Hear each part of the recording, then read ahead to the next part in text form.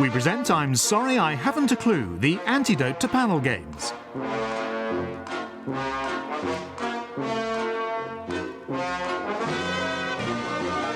At the piano is Colin Sell, and your chairman is Jack D. Hello and welcome to I'm Sorry I Haven't a Clue. You join us this week in Shrewsbury, proud to be the county town of Shropshire. Opinions about how to pronounce the town's name differ. In the north of the county, they tend to say Shrewsbury. To the south, it's known as Shrewsbury. Whilst in Wolverhampton, they say that poncy place full of toffee-nosed tosses.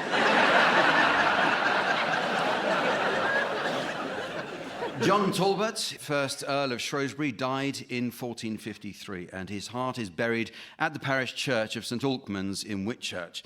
An unpopular military leader, Talbot died at the Battle of Castillon near Bordeaux. After he was hit by an arrow, his men removed his heart and sent it back to England. Of course, if they'd removed the arrow in his foot instead, he might have survived.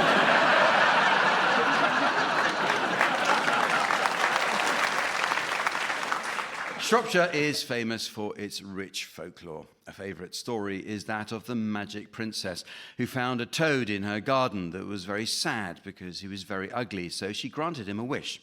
The toad's wish was to have a human body, so the princess kissed the toad, and sure enough, his body turned into human form, but not his head. So the princess offered him a second wish, and he said he wanted to be leader of the Brexit party.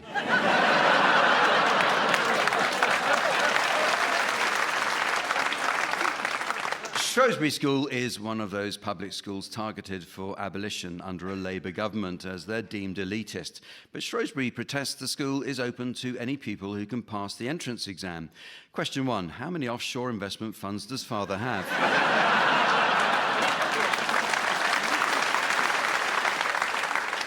Question 2. List them using both sides of the paper. Sir Oswald Mosley was brought up near Market Drayton, became a Conservative MP, and in 1920 married Lady Cynthia Curzon. And during the marriage, Mosley conducted affairs with his wife's younger sister, Lady Alexandra, and with their mother, Marchioness Curzon. As an MP back then, this would have made Mosley the object of severe party disapproval. Today, it would make him Prime Minister.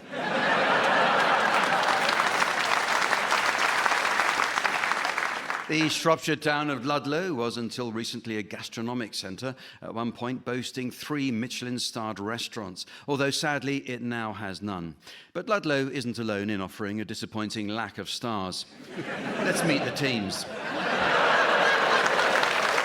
On my left, Miles Jupp and Pippa Evans.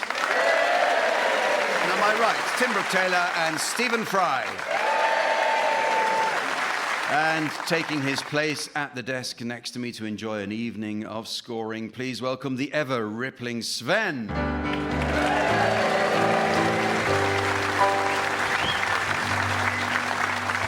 Well, we start this week with a game featuring the titles of well-known songs. The county of Shropshire is home to many hugely successful rock bands, and T'Pow. Interestingly, the name T'Pow is taken from a Yorkshire Batman comic. The round's called Add an Adjective Songs, and in it, teams, I'd like you please to suggest some well-known songs whose meaning might be radically altered by the addition of a single adjective to the title. Tim, you could start. The broken wind beneath my wings. Miles.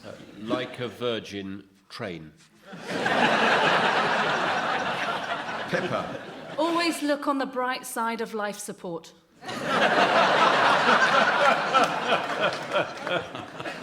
Stephen. God save the drag queen. Papa's got a brand new colostomy bag. Mary had a little roasted lamb. Tell Laura I love her, sister.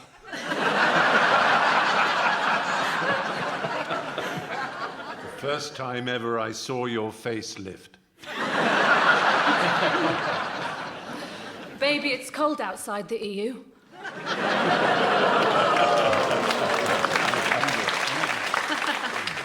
I believe I can fly tip.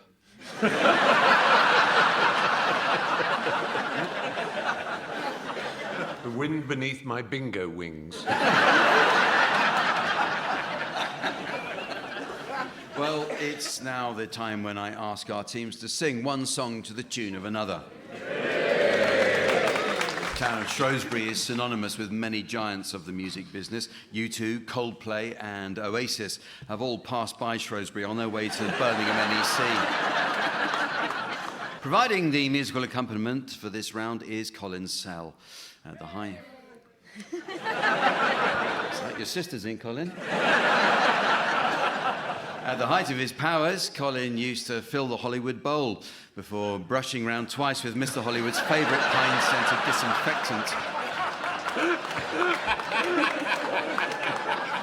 So we'll start with you, Tim. I'd like you to sing the words of Common People by Pulp to the tune of Delilah. She came from Greece, she had a thirst for knowledge. She studied sculpture at St. Martin's College. That's where I caught her eye. She told me that her dad was loaded. I said, in that case, I'll have a rum and Coca-Cola. She said, fine, and then in 30 seconds time, she said, I want to live like common people. I want to do whatever common people do. Want to sleep with common people. I want to sleep with common people like you.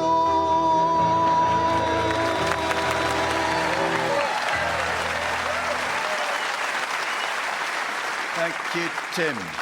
Your turn now, Stephen. I'd like you to sing.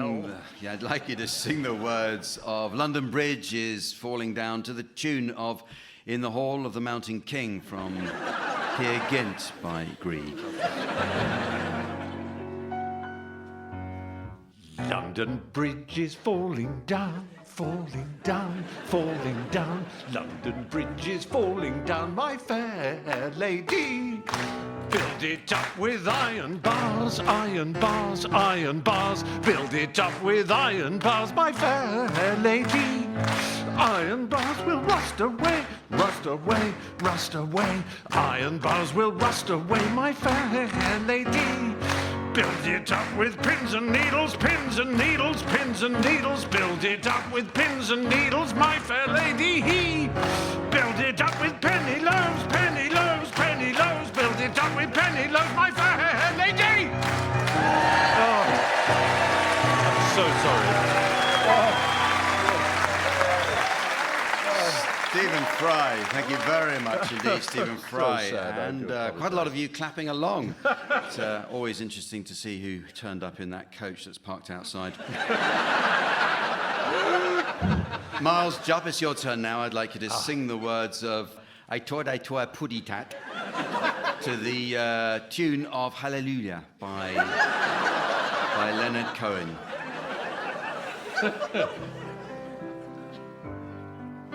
I am a little tiny bird, my name is Tweety Pie. I live inside my bird cage, hanging way up high. I like to swing upon my perch and sing my little song, but there's a cat that's after me and won't let me alone. I taught, Puddy Tat. Creeping up on me, I tore a puddy cat.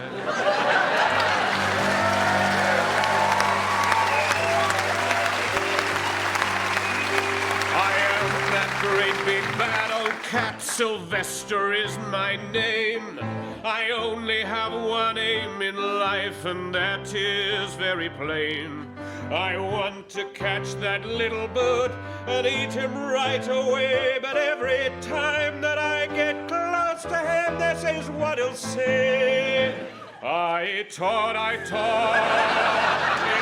puddy tat, creeping up on so he put it down.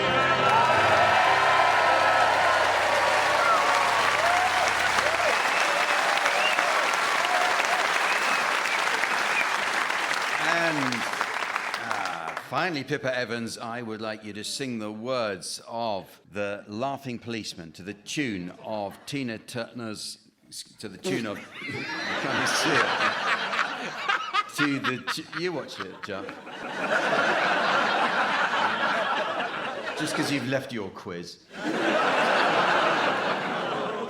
I respect those who don't have the nerve to. And finally, Pippa Evans, I'd like you to sing the words of The Laughing Policeman to the tune of Tina Turner's Simply the Best. I know a fellow policeman, he's always on our street. A fat and jolly red-faced man, he really is a treat. He's too kind for a policeman, and he's never known to frown. And everyone says he's the happiest man in town. Ha ha ha ha ha. Ha ha ha ha. Whoa, whoa, whoa. Ho ho ho ha ha ha. Ha ha ha ha ha. Whoa, whoa. Ha ha ha ha. Ha ha ha ha ha. Whoa. Ha ha ha ha.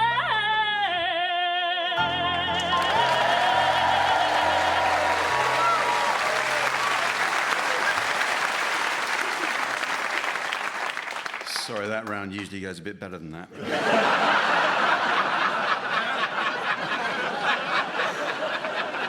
Well, the next round is all about making connections between words, and it's called Word for Word.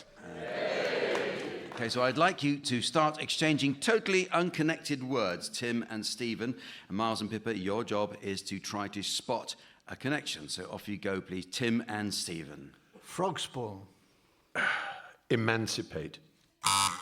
Well, there's been a challenge there from Pippa straight away. Well, the frog spawn in many ways is the emancipation of the child from the mother. Wow. All right, Yeah, keep you're it right. light. I Keep should have it thought light. of that. Yes, that's it. There is a Okay, connection, well, you're we'll right. give you that connection. I didn't understand it, but you can. Over to Pippa and Miles to exchange unconnected words. Marrow. Feathers. Pumpkin. Balcony. Paranoia. Disease.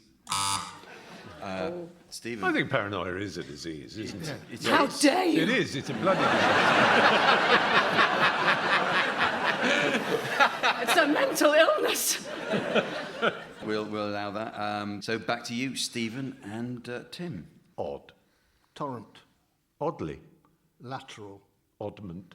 Marsupial. Odder. Incest. Oddest. Pippa. I think incest is odd. It depends where you come from, but yes. Yeah, I'm from Norfolk. I think I will allow that, Pippa. I think Thank you're quite you. right. Miles and Pippa. Weasel. Residual. Peanut butter. Cleft. Stephen. The cleft of your palate. Yes. Peanut butter always gets stuck out. It's the most notable thing about peanut butter, it really, is. isn't It's it? Yeah. totally true, that. It is Yep. true that. I've often noticed it myself. So back to you, Stephen and Tim. Camel. Throb. Elephant. Fleck. Coax. Stoma. Portly. Peremptory. Pippa again, you've... I thought they both began with P. Does that count? It's a 25 to 1 shot. I don't think I can allow that. Oh. I don't think that's sorry. that's proper. No, it's not. Don't apologise. It was No, worth a. no, It's worth a try. it's worth trying You've always, lost isn't all the it? points you've won so far, but you know. Back to you, Tim and Stephen. Parsnip. Normative. Mustard. Frilly. Scallop. Contingency. Miles, scallop and contingency? In my freezer, actually, I always keep some contingency scallops.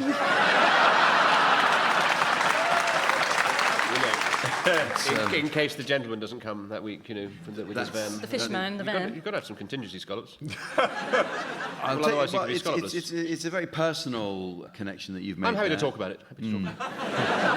No, if you keep contingency scallops and they're a thing, it's allowed. It's back to you, Miles and Pippa. Discotheque. Raljecks. And the gong signifies that we have run out of goodwill.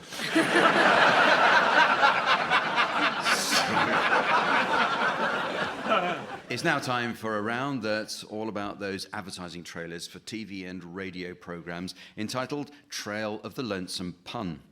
In modern Britain, the world of television has to cater for all creeds and faiths, and Channel 4 recently launched the spin-off series Naked Attraction Uncut, the non-Jewish version of the programme. The people whose job it is to come up with ideas for radio and TV shows can be remarkably lazy with their programme titles. So I'll ask the teams to share examples of programmes where the content has been contrived to suit what someone thought would make a clever title. So, Miles, can you start, please? Later tonight on BBC at 9 o'clock, a documentary about the time that Parliament was disrupted by a runaway elk that later turned out to be promiscuous. That is, there's a moose loose about this hoose.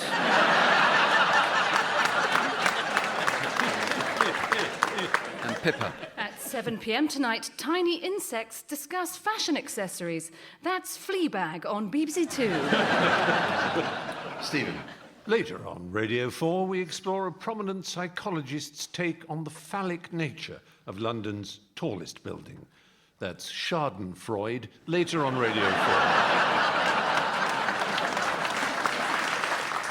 Tim. After the break, Ben Fogle travels to Australia to discover if there's any truth at all in the legend of the 20-foot crocodile roaming Darwin's sewers. That's Ben Fogle and the giant crock of shit after the break.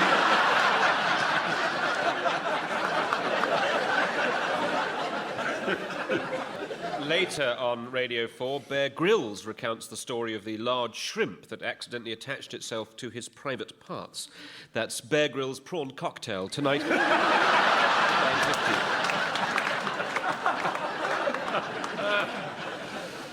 And tomorrow on Radio 4, Spice Girl Melanie Chisholm asks, can owning a sheepdog cure depression? That's Melancholy, later on Radio 4.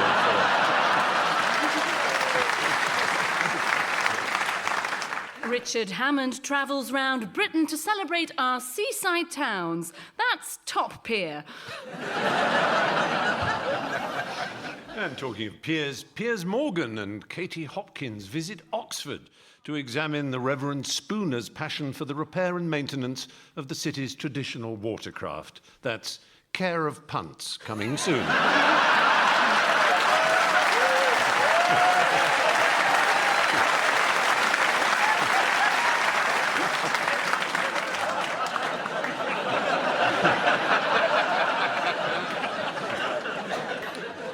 Coming up this evening, Ben Fogle takes his fossil hammer to Dorset's Jurassic Coast on a hunt for the perfect ammonite. That's Cracking One Out with Ben Fogle. Later this evening.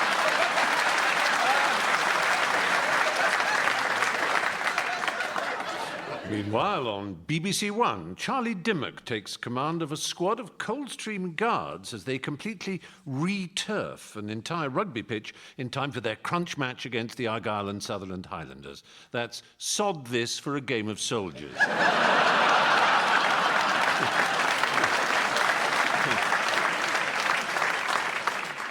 Well, the next round is the advice section of the programme, entitled Handy Hints, where the teams will attempt to provide solutions to listeners' queries.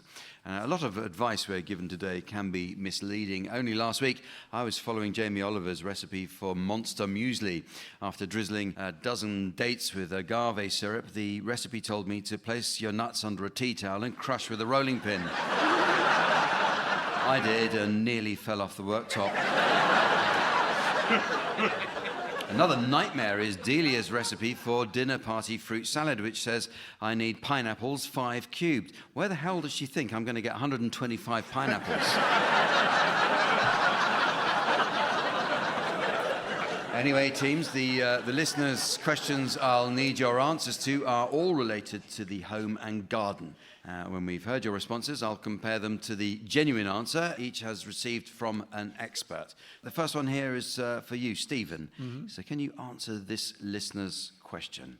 It's very painful when my bacon spits at me from the frying pan. Is there any way I can avoid getting hurt when attempting to turn it with a fork? Yes, you need a pole, a 6-foot pole, I would say. Give him the fork and then stand up. That's good advice, but the advice given was cut an empty 2-litre Coca-Cola bottle in half and put your forearm inside the top half of the bottle. Insert the fork through the bottle spout, and then you'll have the perfect defence against any hot fat which is spat at you. Here's one for you, Tim. Right. Can you help the listener for this one? Is there a good way to stop doors from slamming? Stop telling people you're a Jehovah's Witness. It says here, take a foot-long section of a foam swimming pool noodle and make a cut down the side. Slot the noodle over the top or side of the door and hey presto. Sorry, that's what I meant to say. Pippa, my undergarments require drying but are too delicate to go in the tumble dryer. Any suggestions? Well, you could avoid the problem completely by using a tenor lady.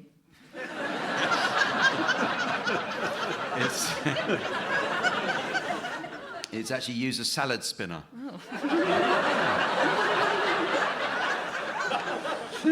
Miles, how can I eat a bowl of cereal and avoid having to wash it up? Add cyanide.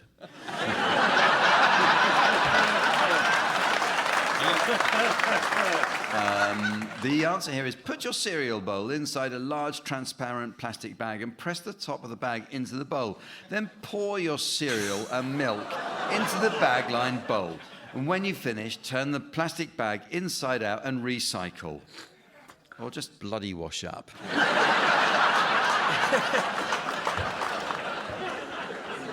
OK, well, here are some for any of you to have a go at, please. How can I make bath time more fun? Come and join me. It says here, buy a bunch of glow sticks, put them in the bottom of the bath and switch off the lights. Behold, instant bath time disco. Well, what about this one? My child is beginning to doubt the existence of the tooth fairy. Is there anything I can do to rekindle her belief? I'd recommend that you take all of her old teeth, which I'm sure you will have kept, and arrange them on her pillow to spell, I'm watching you.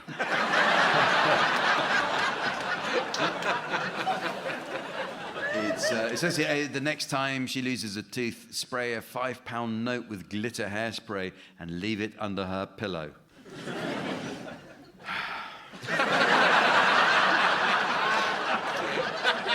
How about this one? My wife and I love a fresh bunch of flowers in the kitchen each week, but find after a couple of days the arrangement begins to wilt. Is there anything I can do to perk it up? Polygamy.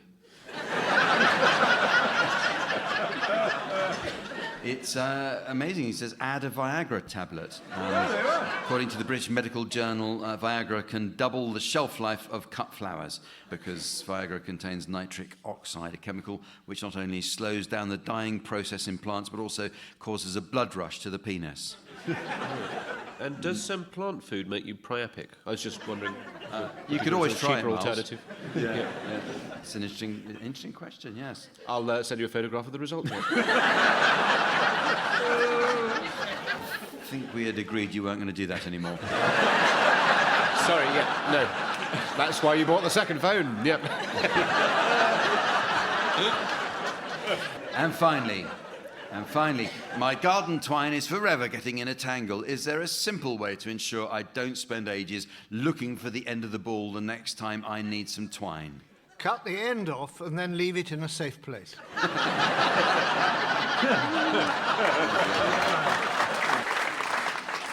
It's meant to be find a small biscuit tin and make a small hole in the top, put the ball in the tin and thread the end of the twine through the hole. Bingo. You haven't got a life anymore.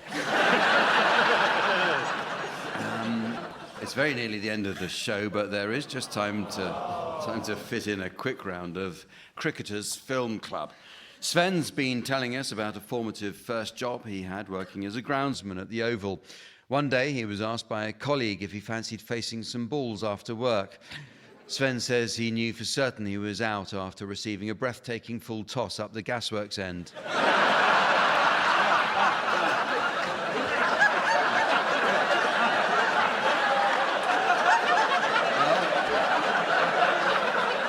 In this round, teams, I'd like you please to suggest titles of films likely to appeal to cricket fans. Tim, you could start. Everything you wanted to know about Middlesex, but were afraid to ask. Pippa. Forest Stump. Stephen. Hook. Miles. Underwood Milk.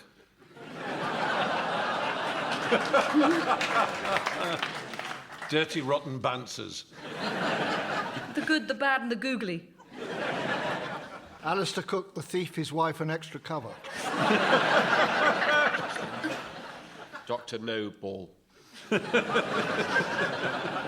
The Magnificent Seven for 53. Any film of Christian Bale's?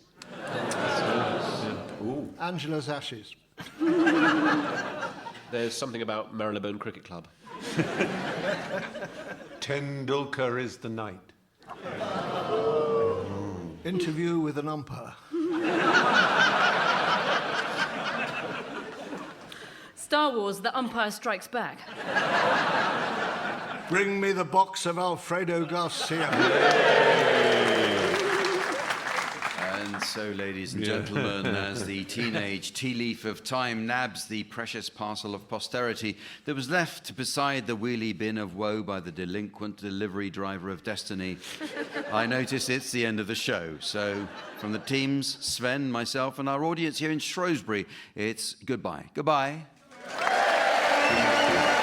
Tim Brooke-Taylor, Miles Jupp, Pippa Evans and Stephen Fry were being given silly things to do by Jack D, with Colin Sell setting some of them to music. The programme consultants were Ian Pattinson and Fraser Steele, and the producer was John Naismith.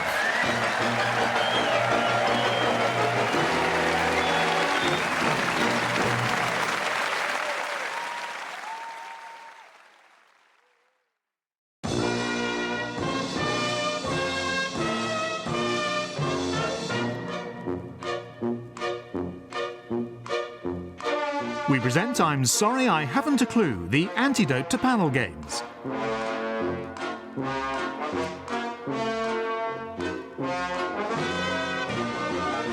At the piano is Colin Sell, and your chairman is Jack D.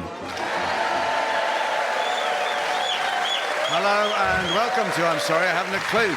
You join us on a second visit to the town of Shrewsbury in the fine county of Shropshire. Shrewsbury School was founded in 1552 and for centuries concentrated on the classics, but who needs Latin, hey? The town first became famous with the Battle of Shrewsbury in 1403, when King Henry IV...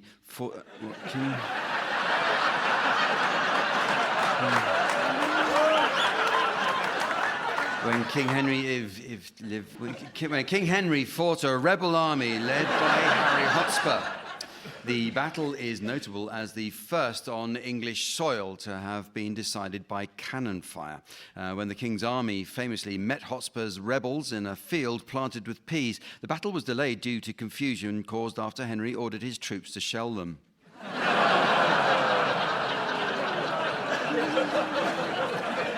Hidden away near here, the government has a top-secret intelligence listening station. Probably shouldn't broadcast that. It was there they discovered that Donald Trump's Twitter feed had been hacked by a 7-year-old when the standard of tweets suddenly improved.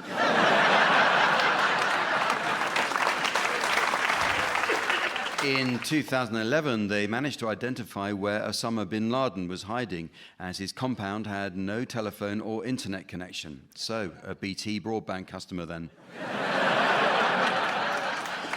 Abraham Darby built the first iron bridge in the world over the River Severn in 1781. So pleased were the locals, they renamed their town after it. Iron Bridge remains Shropshire's most popular tourist attraction, despite strong competition from the nearby town of Little Concrete Bus Shelter in the Dale. Iron Bridge is widely considered to be the birthplace of the British Industrial Revolution. James Wilkinson founded his steelworks there, originally manufacturing muskets and bayonets for the army, and then later making the Vickers machine gun, which must have livened up his sermons.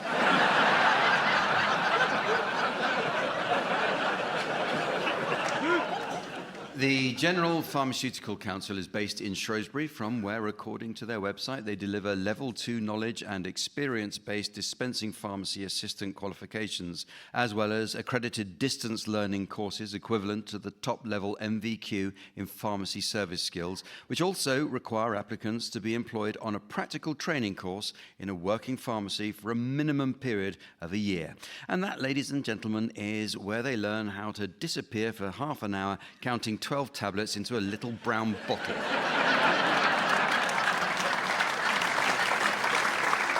But they're not alone in disappearing from public view for extended periods. Let's meet the teams. Please welcome, on my left, Miles Jupp and Pippa Evans.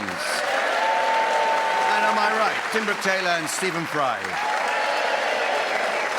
And taking his place on the scoring desk next to me, please welcome our resident tree trunk in trunks, the immaculate Sven.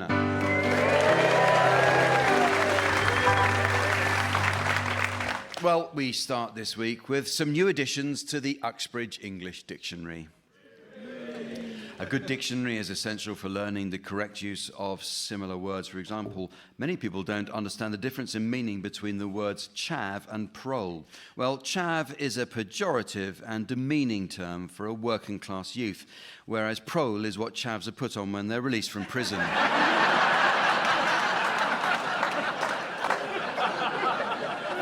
But the meanings of words are constantly changing, teams. So your suggestions, please, of any new definitions you may have spotted recently. Pippa, you can start.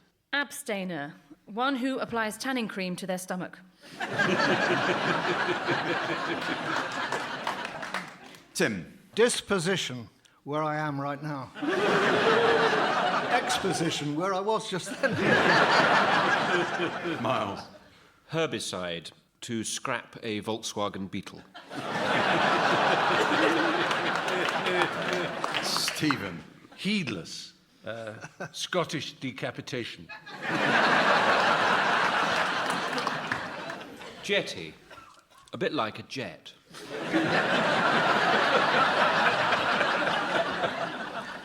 Marbling. Mother's jewellery.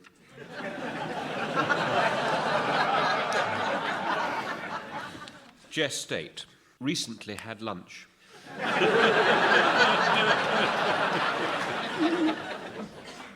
Brouhaha. An amusing teapot. Fleetingly. To run away with a prickly sensation.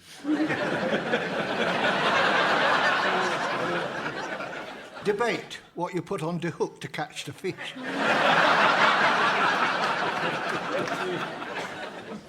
Commandeer.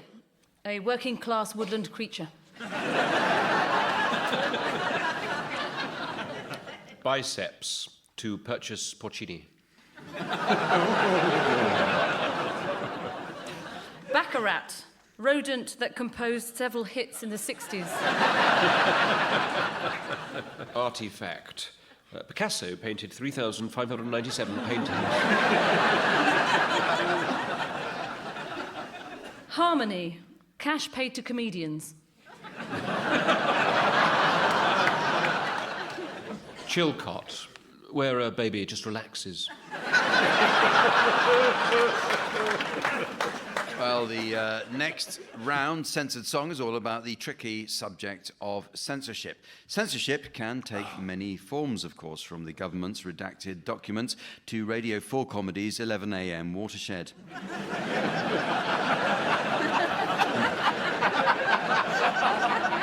Many songs quite innocently cause inadvertent upset to the more sensitive listener. So, teams, I'd like you to perform censored versions of some much-loved classics, removing any smutty content with the aid of a buzzer. And piano accompaniment will be provided by Colin Sell. Incidentally, Colin tells us that at a recent recital, he received as many as 7 curtain calls, all from his dry cleaner saying, "Your curtains are ready." Tim and Stephen, you can start, and I'd like you to censor a short medley of offending song lyrics. So off you go, please. Oh, I do like to beside the seaside. Oh, I do like to beside the sea. Oh, I do like to stroll along the prom, where the brass bands play tiddly-om-pom-pom. So just let me beside the seaside. I'll myself a key. And there's lots of girls beside. I should like to be beside the seaside, beside the sea. A, you're adorable. B, you're so beautiful. C, you're a...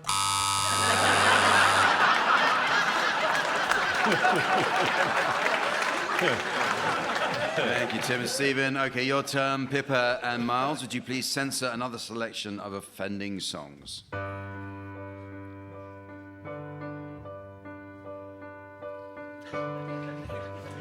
Maybe I didn't you quite as often as I could have. Maybe I didn't you quite as good as I should have.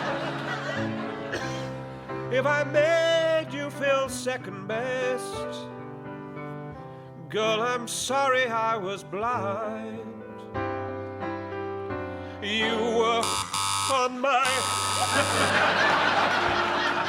you were on my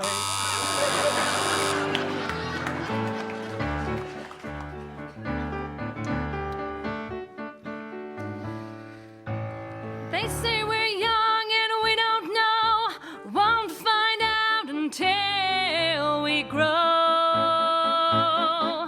Well, I don't know why that's true, 'cause you, me, and baby, you,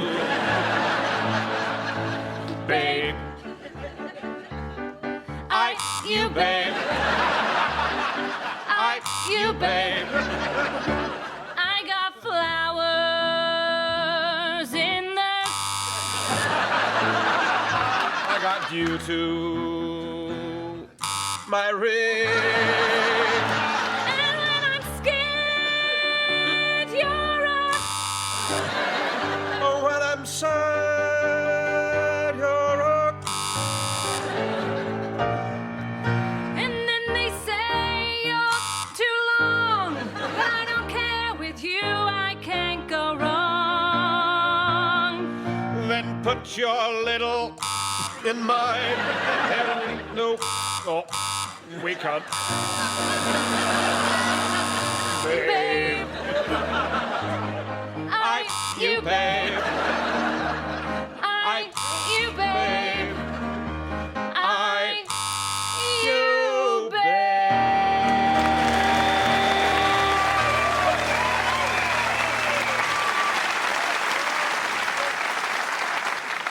The teams are going to do a spot of acting for us now in the round called Sound Charades. This is a variation of the old TV favourite Give Us a Clue, the show that featured Mime Master General Lionel Blair. Sprightly veteran Lionel still enjoys world travel and recently visited Egypt's Valley of the Kings. However, disaster struck after Lionel drifted off during a guided tour of Ramesses III's burial chamber and was stolen by tomb robbers.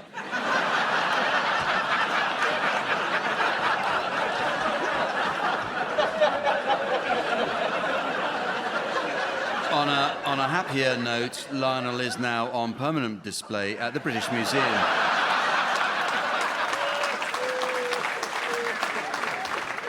Tim and Stephen, you're to start, please, and your title will shortly be displayed to the audience via the laser display screen. And for listeners at home, here's the mystery voice. Casualty. Casualty. So off you go, please, Tim and Stephen. So this is It's TV, isn't TV, it? yes. One word, one Just word. one, just Yeah, one. just the one. Just the one.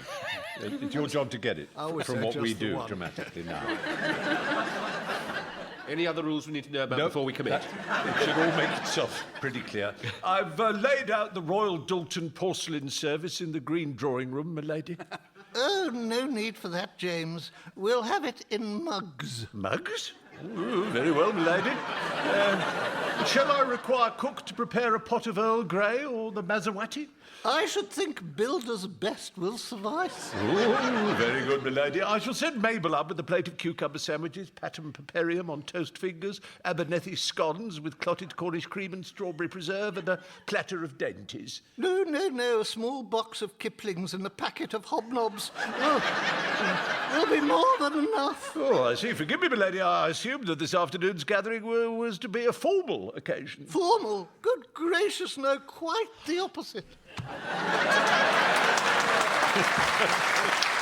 He's looking excited, Miles. I am suddenly excited. I could tell it was tea related because I recognised several of the tea brands, and then it's Casualty.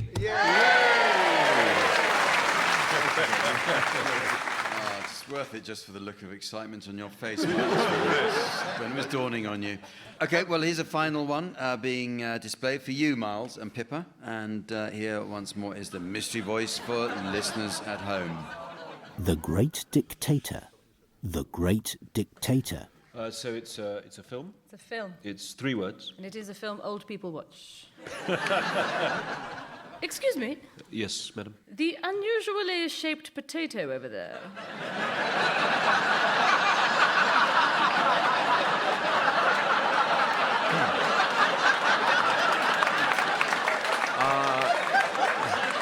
Yes, madam, but chance you mean the really rather enormous one? Yes, it is huge. And well, if you don't mind me saying, does it look like a penis to you? It does indeed, madam. We even have a special name for it. Well, I sure you do. Goodbye. Thanks so much for coming. No. Well, this is very interesting. How many words? 3 words, a film. And it's an old film. Yes. So, and it's potato features. Big cock spud. That can't be right. Why there was never a sequel to that, I could nearly understand.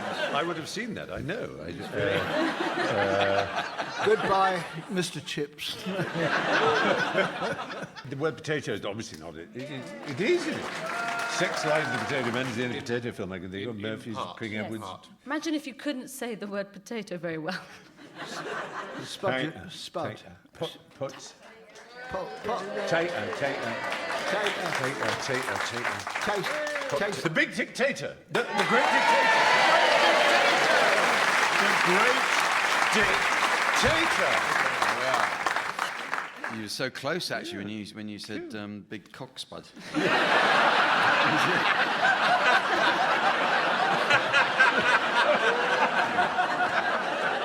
I was thinking along the right lines. You were, That's you the really point. were. I thought you were playing with us. Say what you hear. Say what you hear. Well, it's now time to play the game called Mornington Crescent. First, I notice our in tray is buckling under the weight of a letter. It comes from a Mrs. Trellis of North Wales. She writes, Dear Jenny Agatha, why don't you call them midwife? Yours sincerely, Mrs. Trellis. OK, teams, this week we'll be playing the version of the game familiar to poker enthusiasts called Shropshire Hold'em. As you'd expect, flushes count double, plus straights have preference, and queens are wild. I'll be dealer, so we'll just shuffle the cards. There we are.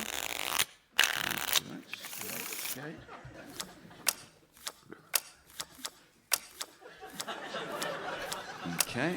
Oh. Okay. So, Tim, you can start. Queen's Way. Okay, hang on. Well, I can play Peckham Rye. Peckham Rye, yes. I can't really go. Can I have another card? You could have another card, absolutely you can, yes. Thank you. I'm going to play Three of a Kind. I've got London Bridge, Putney Bridge, and Upminster Bridge. Three of a kind. Well, that's good. It's worth knowing. I wonder what is actually. I don't know how much is in the pot actually now. That's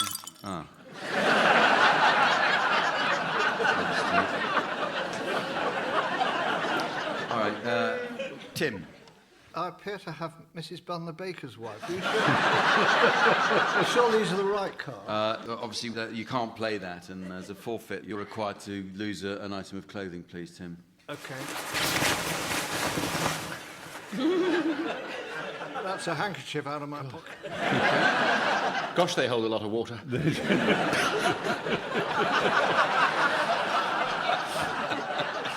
Okay. Can I twist now? I'd rather you didn't. Okay.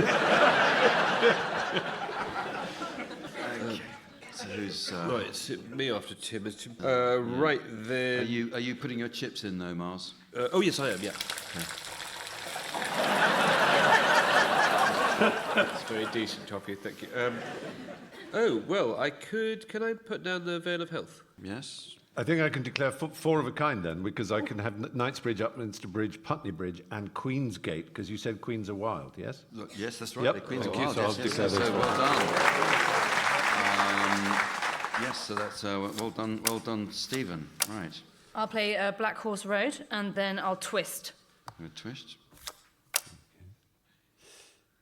Bollocks.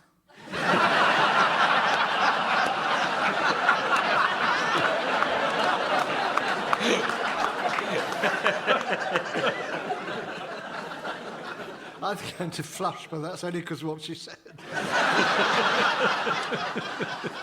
But you are actually required to take off another item of clothing now. Tim, so Go on.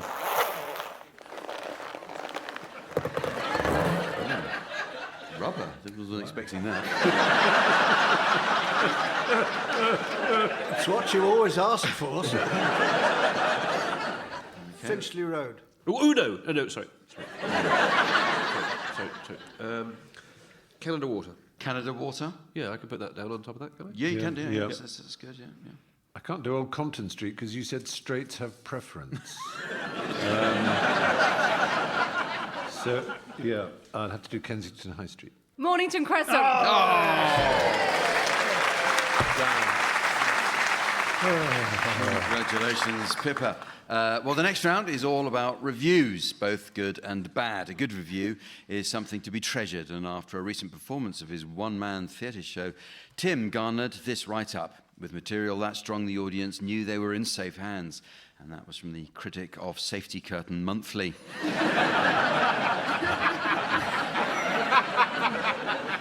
In this round, teams, I shall present you each with a selection of genuine internet reviews, and your job is to correctly identify to what the review is referring. So, Tim, you can start. What is being reviewed here? They fly well until the feathers start dropping off. Birds. It was actually a review of goose feather shuttlecocks. Miles, this one's for you. Fast and accurate, but the result was a huge disappointment. Is it a DIY paternity test? You are actually right. It was a first response early result pregnancy test. On Amazon, you actually got it right. Pippa, how about this? What is being reviewed here? Nicely made, but yet to see any interest from our stripy friends. The new wing at Wandsworth. In fact, it was Urban Solitary Bee House, again on Amazon. One for you, Stephen. What is this a review of? Not as arousing as the title would have you believe. Is that Baden Powell's Scouting for Boys? Any chance? In fact, the answer is the Big Book of Lesbian Horse Stories. Not far off. OK, Tim, how about this? What's being reviewed here? It leaks and led to a very unhappy mum. A budget condom. It's actually for a breast pump. Miles, how about this one? Great till the air runs out. Grandparents? It was inflatable sun lounger on Amazon. How about this one, Pippa? The look on people's faces when they come out of the loo is priceless. Portaloo relocation service.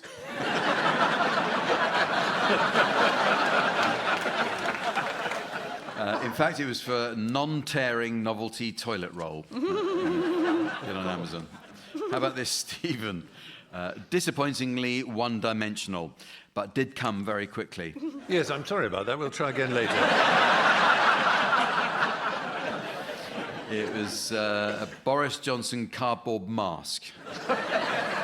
Well, look, here are one or two for any of you to have a go at. Comes with complimentary blindfold. Top Gear DVD. It's actually a faux foxtail butt plug. Not to be recommended.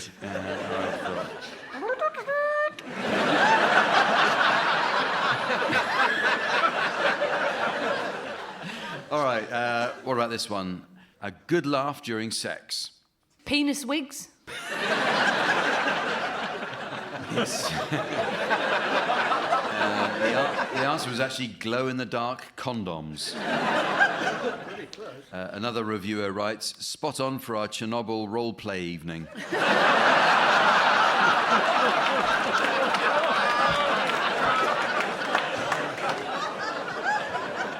How about this one? What's this a review for? Overpriced and underwhelming. They're mostly has-beens. I'm sorry, I haven't a clue.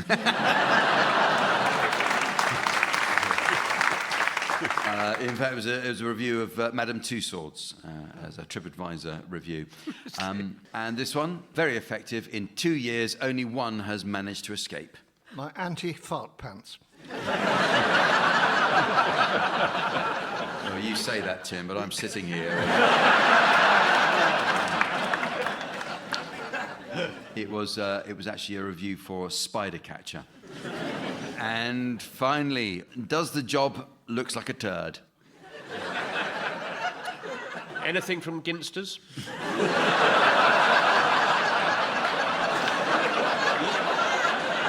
Actually, specifically the breakfast roll. In fact, it's a review for a plastic turd. Another Amazon reviewer writes, item arrived loose in an envelope, so at first I thought it was a sick joke, until I remembered ordering it for the centrepiece of my wife's birthday cake.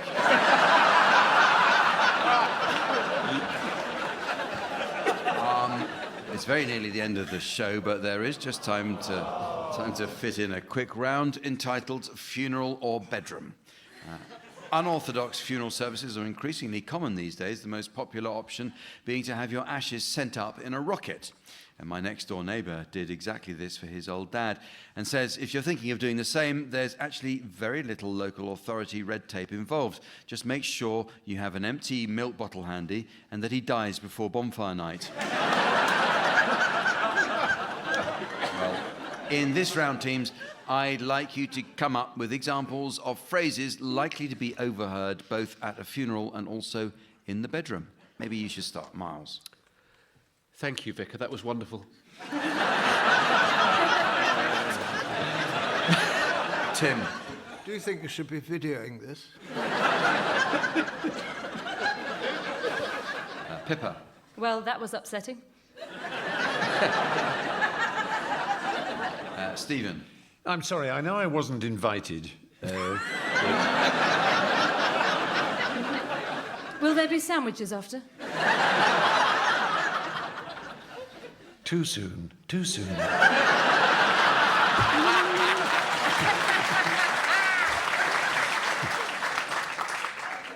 Well, he lasted longer than we thought he would. He touched all of us in so many different ways. Your dad's probably looking down on us right now. So good of you to come. Your brother would have enjoyed this. 4 men from the regiment are going to shoot over him as he goes down.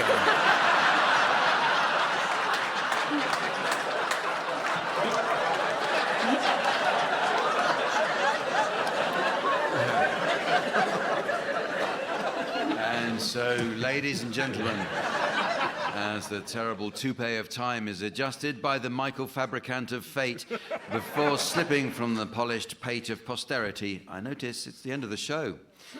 So from the teams, Sven, myself and our audience here in Shrewsbury, it's goodbye. Goodbye. Tim Brooke-Taylor, Miles Jupp, Pippa Evans and Stephen Fry were being given silly things to do by Jack D, with Colin Sell setting some of them to music. The programme consultants were Ian Pattinson and Fraser Steele, and the producer was John Naismith.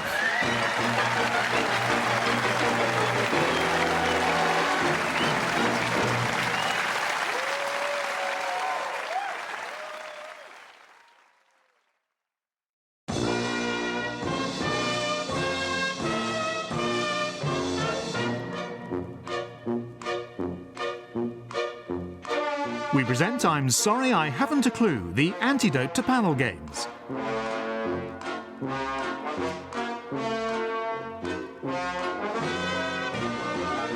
At the piano is Colin Sell, and your chairman is Jack D.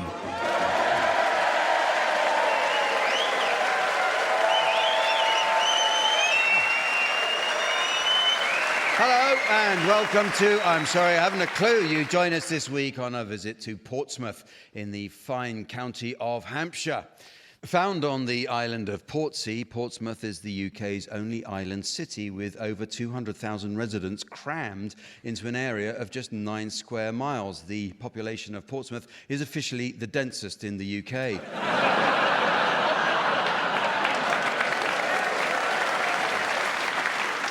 But hey, what do Ofsted know? In 2015, Portsmouth staged an exhibition to mark the 200th anniversary of the end of the Napoleonic Wars. The project suffered a lack of funding, but European neighbours chipped in with exhibits. France sent Napoleon's uniforms, Spain contributed standards flown at the Battle of Corunna, while from Geneva came a Swiss flag, which was a big plus.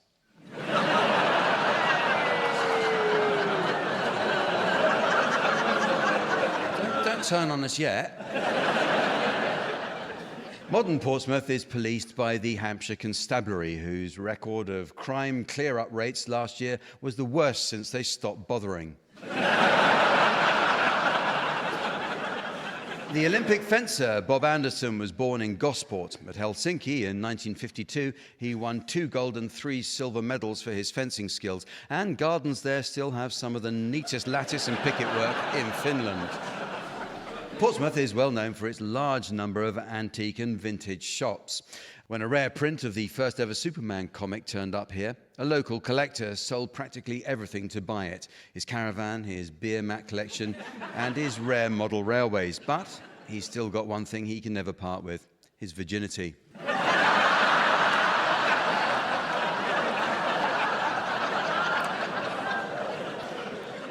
Portsmouth-born William Hutton was a merchant seaman who's noted for surviving the sinking of the Titanic. Undaunted, Mr. Hutton continued to work on transatlantic liners, although he did take the precaution of changing his name to Mr. Women and Children First. As a result of his time spent in the icy waters, Hutton suffered from a weak heart and had to avoid all forms of excitement, so his doctor prescribed him a season ticket to Portsmouth FC.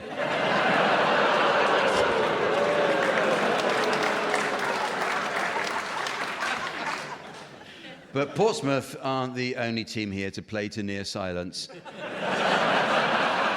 Let's meet 2 more. They are on my right, Tim Brooke-Taylor and Tony Hawks. And on my left, Rachel Parris and Marcus Brigstocke. What some of you might not know is that Rachel and Marcus are actually married to each other. Yes. Their wedding earlier this year was a typical showbiz celebrity event in that Tim wasn't invited.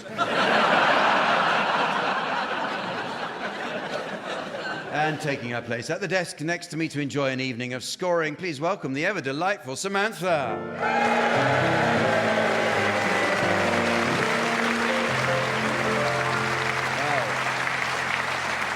So we start this week with a round called New Company Slogans. Choosing an appropriate name for a new business is essential for its future success. For example, how profitable would the Portsmouth Futon Centre have been if it had stuck with its original name, Japanese Torture Palette World? So in this round, teams, I'd like you please to suggest alternative slogans for well-known businesses or products. Tony, you can start. Ryanair, sod the lot of you. Tim. Tampax. We may not be number one, but we're up there.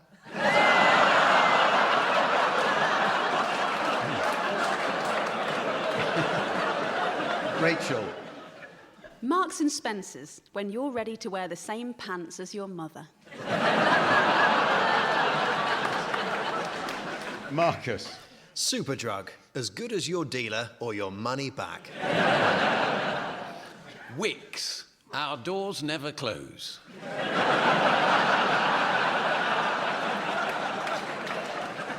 Kindle, because every commuter has the right to read porn. Radio 4, still to come, memory loss, incontinence and death. Travelodge, because someone else booked it. Range Rover, we'll get you through the terrain of South Kensington.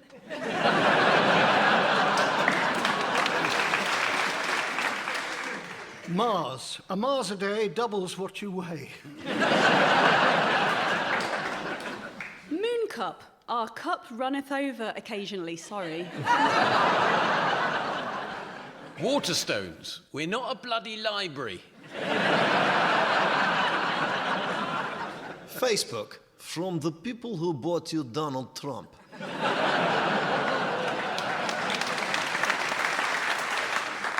It's now the time when I ask our teams to sing one song to the tune of another.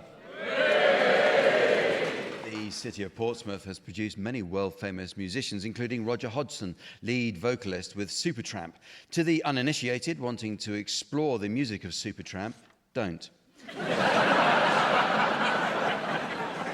Providing piano accompaniment for this round is Colin Sell.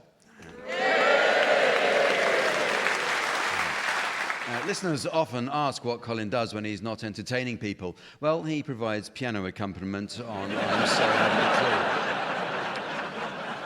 True. Yeah, well, OK, we'll start with you, Tim, please. I'd like you to sing the words of Me and Mrs. Jones by Billy Paul to the tune of La Donna è Mobile. Me and Mrs. Jones, we got a thing going on. We both know that it's wrong, but it is much too strong to let it go now.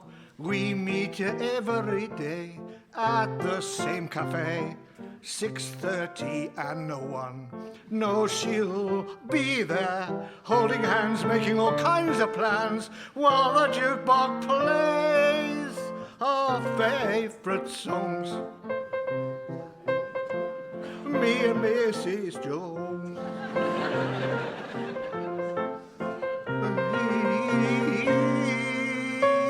Got a thing going on. Ole!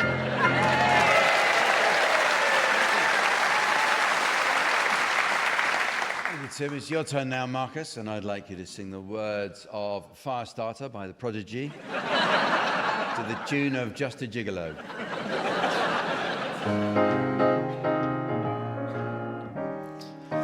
I'm the trouble starter, pumpkin instigator. I'm the fear addicted, danger illustrated. I'm a fire starter, a twisted fire starter. You're a fire starter, twisted fire starter. I'm a fire starter, a twisted fire starter. I'm a fire starter, a twisted fire starter. I'm the bitch you hate. both infatuated. I'm the pain you tasted. I'm the one infected. Twisted animator, I'm the fire starter. You're the fire starter. I'm a fire starter.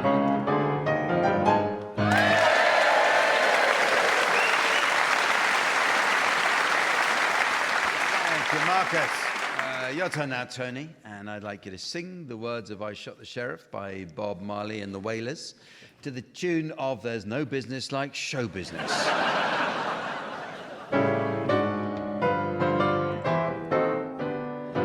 I shot the sheriff, but I did not shoot the deputy. I shot the sheriff, but I did not shoot the deputy. All around in my hometown they're trying to track me down. They say they want to bring me in guilty for the killing of a deputy, for the life of a deputy. I say I shot the sheriff, but I swear it was in self-defense. I shot the sheriff and they say it is a capital offense.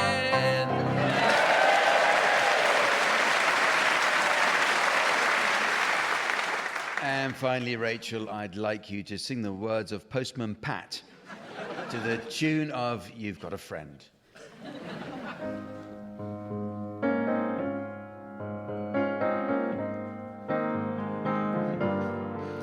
Postman Pat, Postman Pat, Postman Pat and his black and white cat.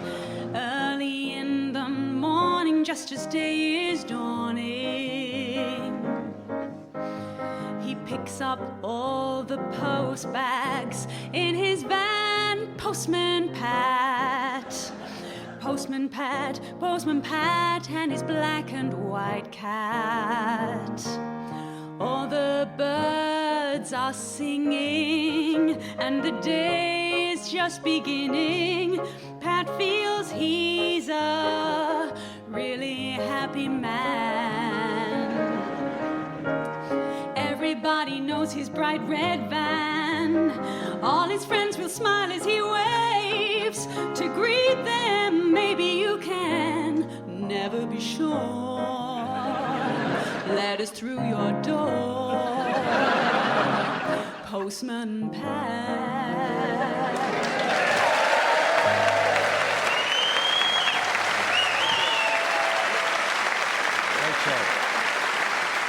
Well, it's now time for a round that's all about those advertising trailers for TV and radio programmes. British television makers are rightly lauded for the quality of their output, and only recently BBC4 aired a fascinating documentary on the history of HP Sauce. If you missed it, it's available on Ketchup.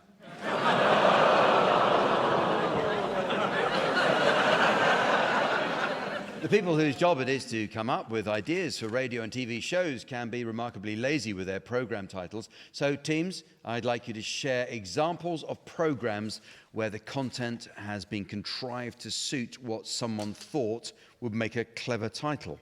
So you can start, Marcus. Coming up later, Guardian journalist Polly Toynbee talks about how she cleans her lavatory. That's Polly put the Dettol on after the news.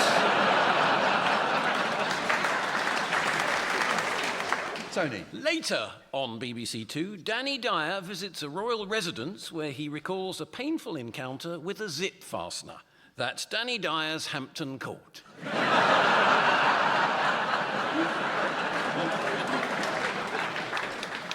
Tim. Coming up at 7:30, a new reality show. Celebrities dressed as rabbits ski downhill to be the first to reach their little wooden homes. That's Starsky and Hutch.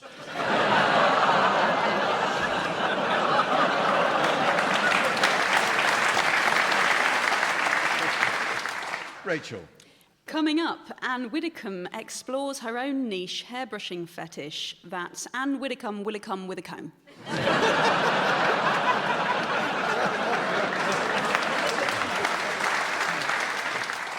Next on BBC Two, Prince Philip presents his guide to driving for the elderly in the Great British Break Off.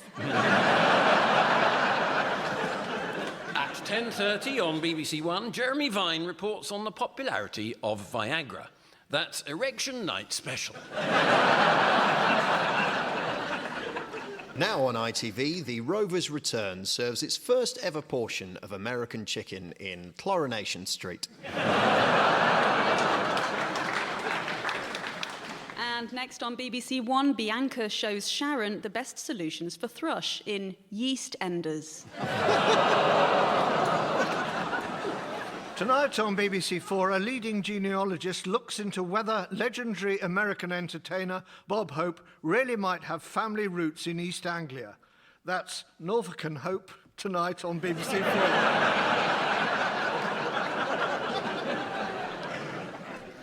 Now on Radio 4, we send Piers Morgan, Rod Liddle and Toby Young to a South Pacific atoll and listen to their every word. That's Desert Island Dicks on Radio 4.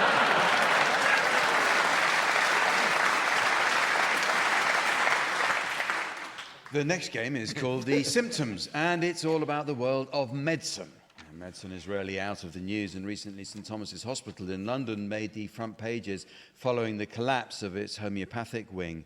A preliminary investigation by building inspectors suggests there may have been a problem with the concrete mix, 50 gallons of water to 1 teaspoon of cement. In this round, the teams will assume the role of doctors and patients suffering from an imaginary medical condition. So you can be our first patients, Rachel and Marcus, and the identity of your mystery medical condition is now being displayed to our theatre audience, while here at home is the mystery voice. Rachel and Marcus think they're made of chocolate. Rachel and Marcus think they're made of chocolate. So it's time for your appointment, Marcus and Rachel. You just outline your symptoms to doctors Tim and Tony, and they'll be awarded points based on how accurately they're able to diagnose your condition. So off you go. Do come in, sit down. Thank you. What Yes. seems to be the problem? Well, I'm a bit concerned about Marcus. He looks okay, but inside he's nuts. Yes, and I'm very worried about Rachel. She finds it difficult to follow through on things. To be honest, she's a bit of a flake. A drifter. That is true. I do spend all my time in bars. Nothing excessive, though, just a glass and a half in every one. That's not your dress, is it? No, it's Rose's. Is that your coat? No, it's Terry's. And I think that hat must be Stephen's. Yes, it's Fry's. Are you wearing anything else that isn't yours? Just these, they're Mars. Mars Snickers. Well, go on then, give us a twirl. Shh, whisper. I'm keeping it under wraps. To be honest, I keep getting the munchies. I'm worried about putting on weight. I've started shrinking. Each year I get smaller and smaller. Really, you'd never know it. Yes, it's clever, isn't it? You are terribly sweet. Oh, you're melting my heart. Well, I do have a bit of a soft centre. Oh, Marcus. Call me Wilhelm. I thought you were Marcus. Yes, but I was born Vil.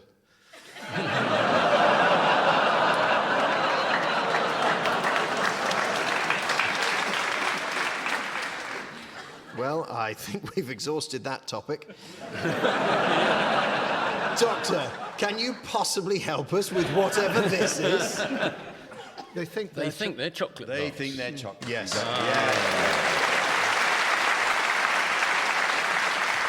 All right, well, your turn to be patients Tim and Tony, and you've just been summoned into the surgery of doctors Marcus and Rachel, and the identity of your mystery medical condition will now be displayed to the audience via the laser display board, while here again is the mystery voice for listeners at home.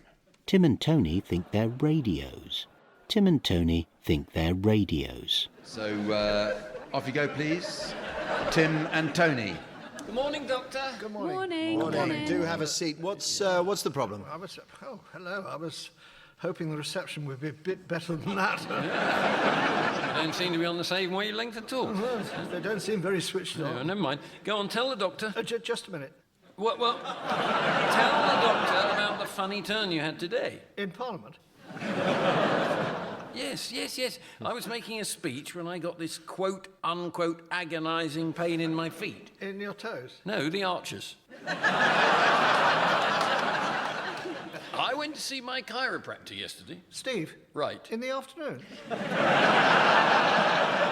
Yes, your brother Robert has the same problem. Robert, or Marjorie as she is now? Ah, yes, your trans sister. So, Doc, have you any idea what's wrong with us? You think that you're turning into a radio? Pretty much, yeah. BBC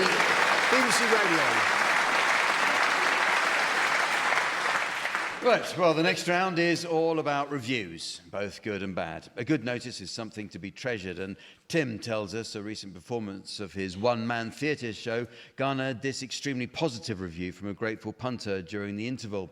A very pleasing mixture of old favourites and new. I can heartily recommend the pick and mix.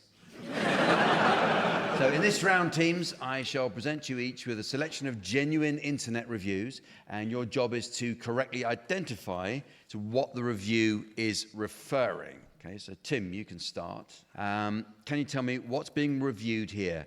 Arrived dirty and without the beard. Not happy. Brian Blessed. It was actually a Santa costume from Amazon. Tony, what's being reviewed here? What an absolute con. I certainly didn't get perfect balls. Might as well just use a spoon. An intimate grooming razor.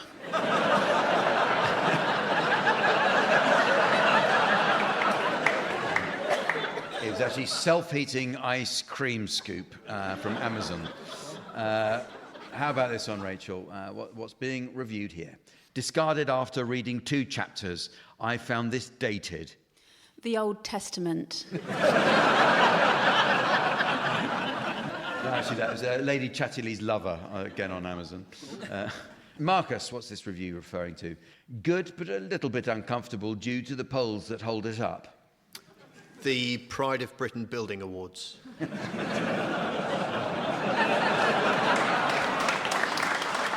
Is actually the multicolour umbrella hat from Amazon. Tim. Back to you, Tim. What's this a review of? Left them in a free bowl of sweets. Trick or treat never went better. Senecot laxative pills. There's actually Blue Mouth Trick Sweets. Makes the mouth and teeth go blue from Amazon. Someone who's never thought of mouse traps. Tony, what about this one? I was sceptical, but after 9 days, they're almost all gone. Christmas house guest repellent. Almost. It was actually for anusol cream.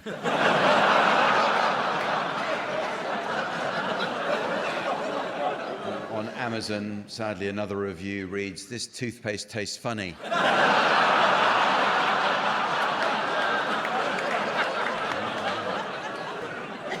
But my arse is minty fresh. Rachel, ripped on first use, very disappointed. A Guide to Natural Labour. It was a review for a Santa costume on Amazon, in fact. And finally, Marcus, what's being reviewed here? Hooray! At last, I've got rid of the little shits. Eton. The answer was actually Nitwit's all-in-one head lice solution on Amazon. Yeah, close. Here is some for any of you to have a go at. Clearly not built for anyone over 5 feet tall. I was bent over throughout. Eton.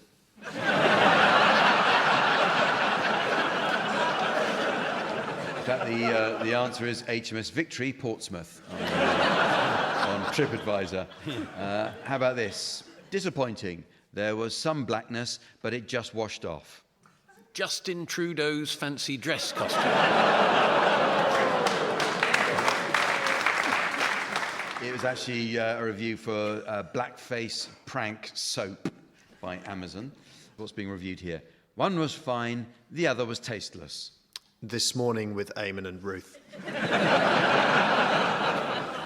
It was actually an Ocado review for avocados, a pack of 2.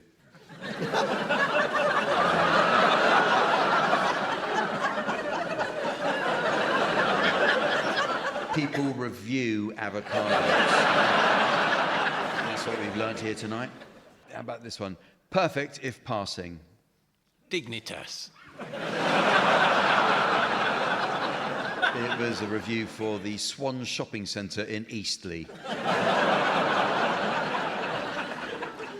What about this one? Caused havoc in the pub. What a hoot. Beer drinking owl.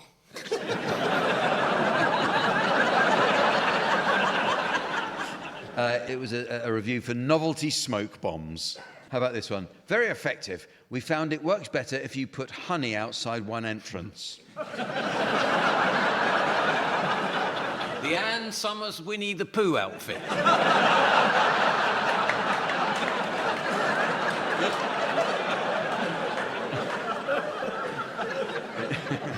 It's a raid ant trap on Ocado. And finally, what's being reviewed here? Since she got this, my girlfriend has started marking her territory in a display of dominance. Is it the vote? It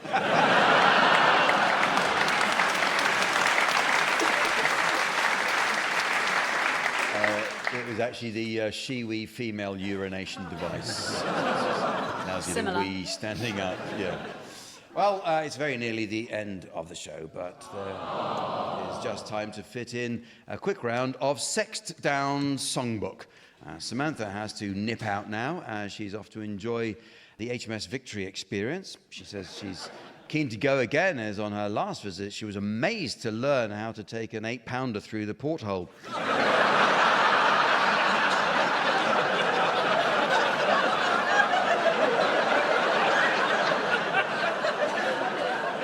This round, teams, I'd like you to suggest some sexed-down titles of well-known romantic songs. So you can start this one, Marcus. Je t'aime lions. Tim. You can leave your teeth in. Tony. When I think about you, I touch my shelf. Rachel. Moobs like Jagger. Do you think I'm 60?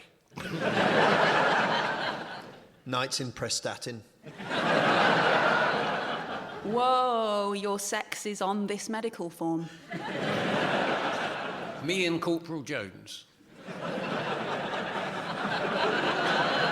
If you want to be my mother. You make me feel like a natural Mormon. Can't help falling in, love. She wore blue Velcro. It started with a piss.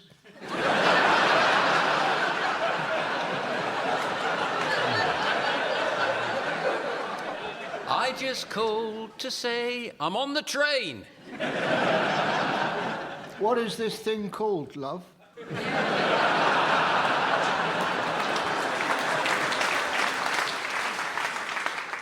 I am sorry, Eileen. I'll help you find a cloth.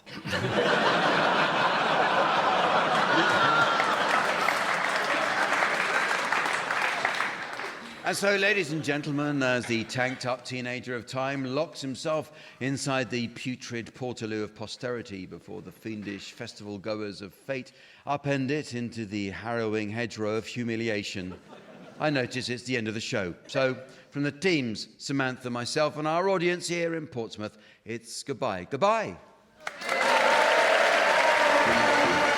Tim Brooke-Taylor, Marcus Brigstocke, Rachel Parris and Tony Hawks were being given silly things to do by Jack D, with Colin Sell setting some of them to music. The programme consultants were Ian Pattinson and Fraser Steele, and the producer was John Naismith.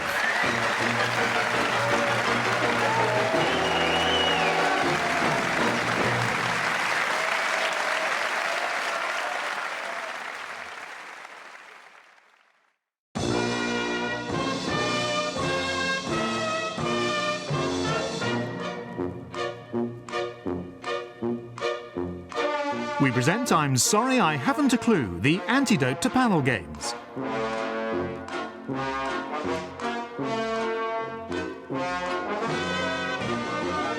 At the piano is Colin Sell, and your chairman is Jack D.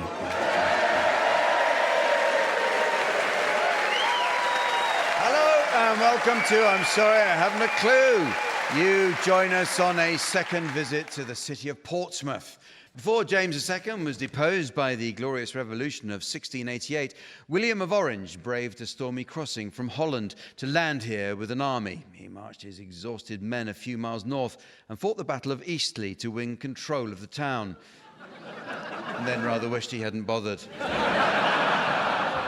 The city's long association with the Navy is apparent from its pub names, such as the Royal Ark, the Broadside Inn, the Trafalgar Tavern, and the Lord Nelson Arm.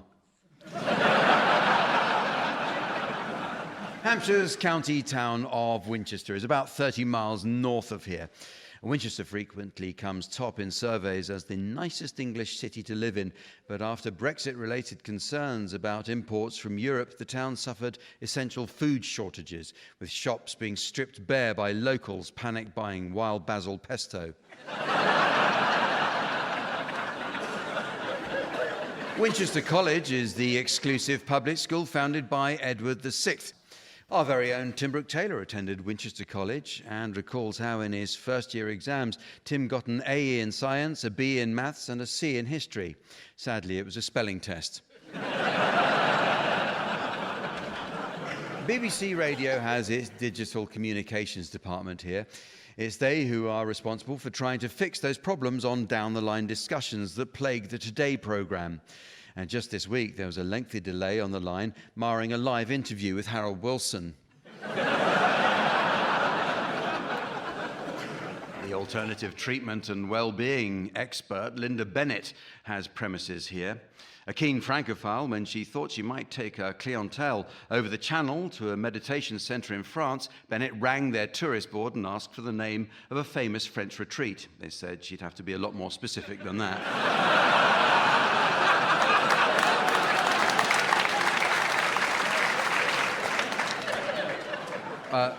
One of the UK's largest IKEA stores opened in nearby Southampton in November 2009, when in the first month 15,000 shoppers went through the entrance. In celebration of the 10th anniversary, IKEA let some of them out. Exactly a year ago, an IKEA-sponsored academy opened in Southampton. Their first Ofsted report noted that the kids do very few actual lessons at the IKEA school, as most of the day is taken up with assembly.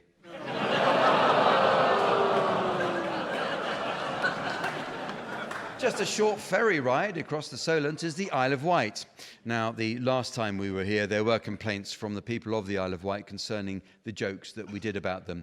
So apologies, and we will do them a bit slower for you this time.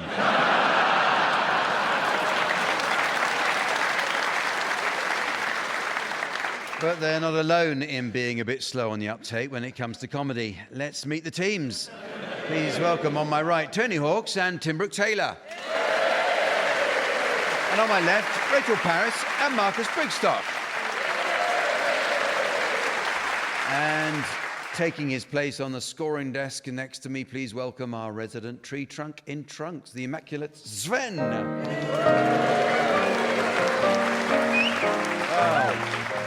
Well, we start this week with some new additions to the Uxbridge English Dictionary.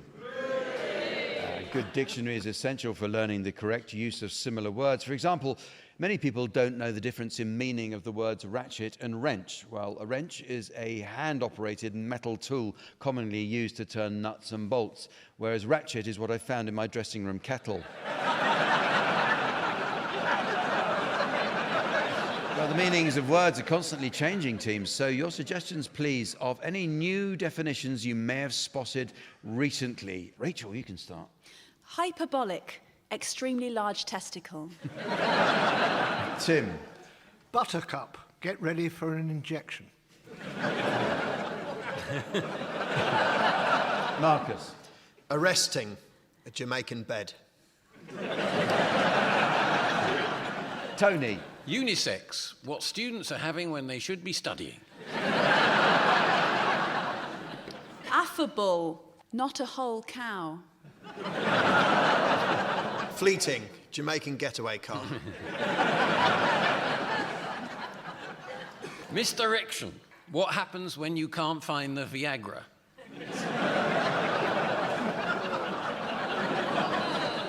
Gloating, Jamaican torch. There's more. Bunting, Jamaican bread roll. Gujarati. It's looky you like painting. Deceive. What you use to drain the vegetables. Brisket. Fast-moving, grumpy old man.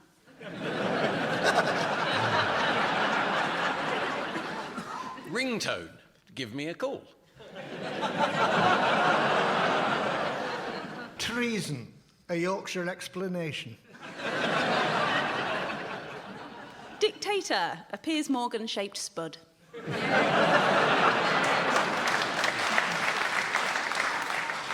Okay, the teams are going to sing along to some well-known songs now in the round called Pick-Up Song. Marcus Brigstocke once starred in the West End musical Barnum. It was the show that did for Marcus's musical theatre career... Sorry, I'll read that again. It was the show that did for Marcus's musical theatre career... No, apparently the sentence does end there.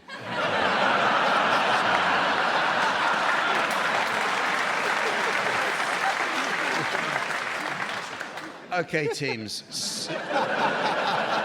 Sven will spin the discs. Each of you should sing along to your songs until Sven turns the music down. If on its return you're within a gnat's crotchet of the original, I'll be awarding points, and points mean a frankly desperate exercise in puerile self-congratulation. What do points mean? Prize!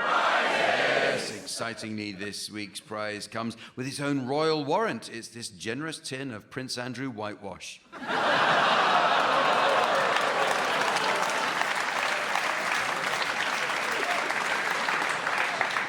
Tim, I'd like you to start, and I'd like you to accompany the village people singing In the Navy. Where can you find pleasure? Search the world for treasure. Learn science, technology. Where can you begin to make your dreams all come true? On the land or on the sea? Where can you learn to fly, play in sports and ski and dive, study oceanography? Sign off for the big band or sit in the grandstand when your team and others meet. In the Navy. Yes, you can sail the 7th sea. In the Navy. Yes, you can put your mind at ease. In the Navy. Come on now, people, make a stand. In the Navy. In the Navy. In the Navy. Come on, protect the motherland. In the Navy. In the Navy.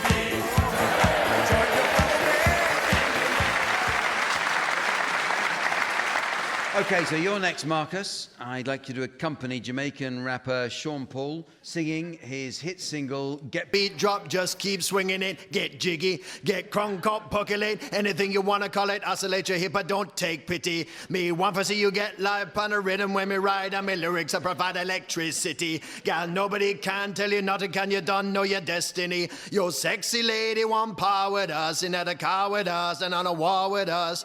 In the club, they wanna flex with us. They get next with us, they can vex with us. From the day me born, ignite me flame. Gotta call me name, man, it's me fame. It's all good, girl, turn me on till the early morn. Let's get it on. Let's get it on. Let's get it on till the early morn, girl. It's all good, just turn me on. Marcus Brigstocke there. I think we'll call that your Justin Trudeau moment, shall we? You now, Rachel Parris, would you please accompany Whitney... Rachel Parris. Oh, good. Don't worry, we can make that sound perfectly all right in the edit, you know. Sound like it was in tune and everything, honestly. Seriously. And finally, would you, Tony Hawks, please accompany Justin Bieber and Louis Fonsi singing Despacito.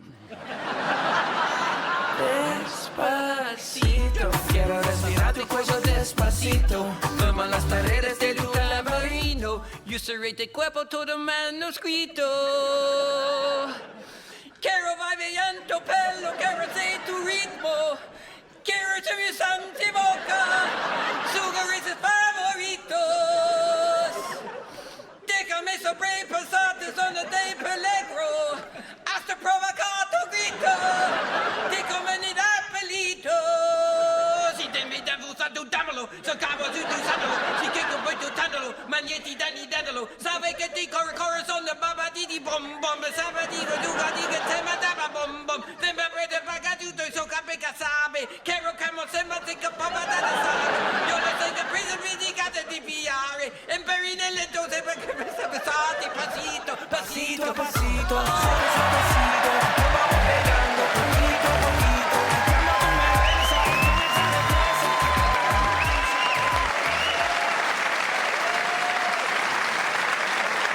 Tony Hawk's there. Sadly, I've just heard that a pod of dolphins has stranded on the beach in Never mind. Well, the teams are going to do a spot of acting for us now in the round called Sound Charades. This is a variation of the old TV favourite Give Us a Clue, the show that featured Mime Master General Lionel Blair. Sprightly history buff Lionel recently travelled to Tolland in Denmark, where he and his wife enjoyed a visit to the world's best-preserved Bronze Age fort. After a long day on his feet, Lionel took a well-deserved nap on the soft sphagnum moss of the peat bog. Thinking nothing of it, Mrs. Blair continued her tour and found herself in the gift shop, whilst Lionel awoke to find himself in a display case at the University of Copenhagen.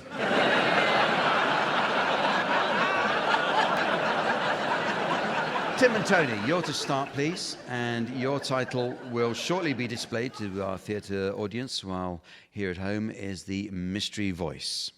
Dunkirk. Dunkirk. Right, you're guessing this one, Rachel and Marcus. So off you go, please, Tim and Tony. It's a film, and it's one word, and it goes like this. Do you still do that impression? Of course. Here goes. Beam me up, Scotty. Well, that's that one out of the way.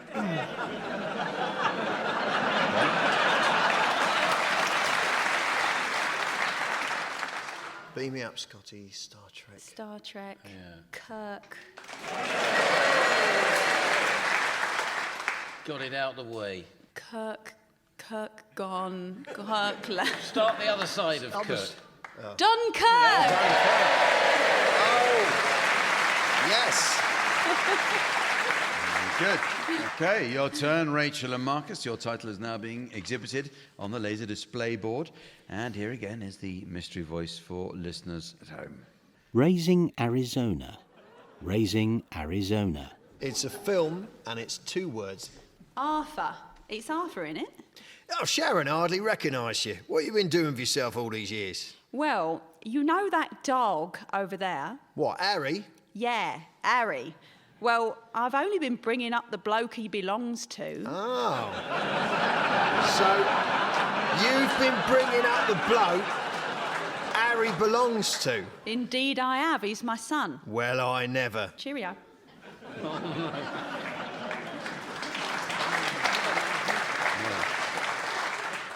Right, so Harry. I've been bringing up the bloke he belongs to. Owner, Ariona, owner. Ariona. Well, you wouldn't say Ariona, would you? Harry's owner. Harry's. Yeah. Arizona. Say me Arizona. Huh? Something Arizona. What's Raising Arizona? Raising Arizona.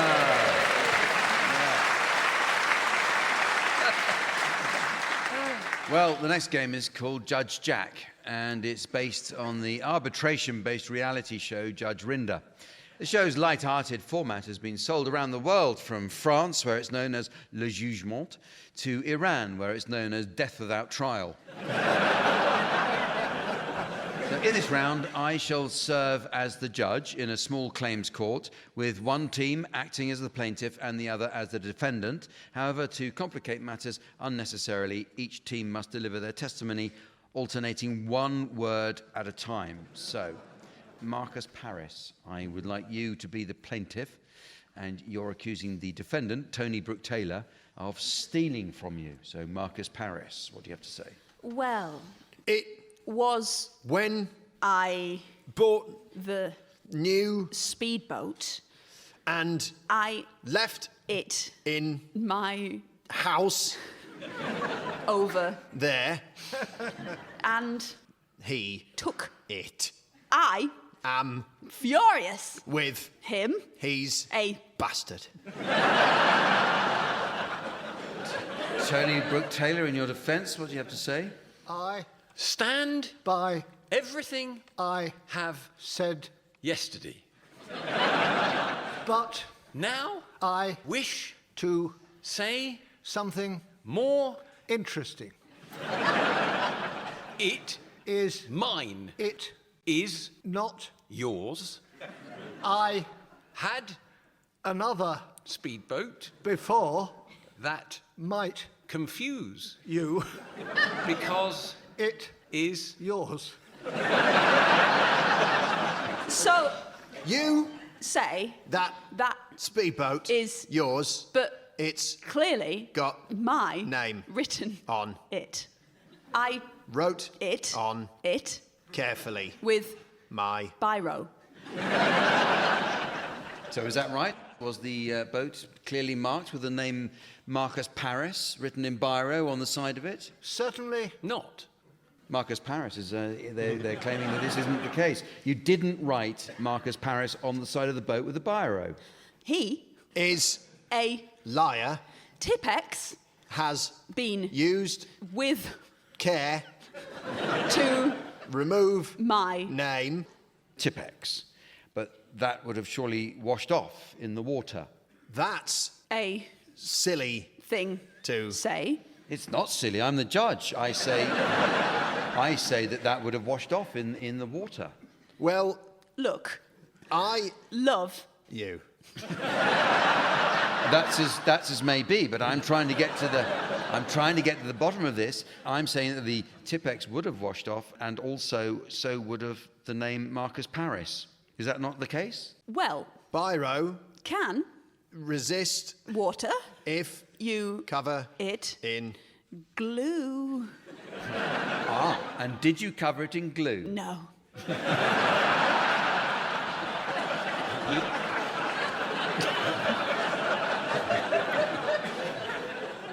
I say to you, Tony Brooke-Taylor, that the speedboat clearly had the name Marcus Parris written on the side in biro, but you took it anyway. no. What We did was put a large amount of glue on top of the boat which tipped it into the sea, and killed several small but entertaining dolphins. I'm sorry, I'm going to stop you there. I get the uncomfortable feeling that you are making this up as you go along. Furthermore, that you took the boat from Marcus Parris, this perfectly innocent speedboat owner. Have you anything further to say, Marcus Parris? He Is guilty of taking my boat and killing my dolphins. I've heard enough, and I find you, Tony Brooke-Taylor, guilty of the theft of the speedboat. What do you have to say? We wish to apologise for any injury to the dolphins. but They were bloody stupid. Right. Court adjourned.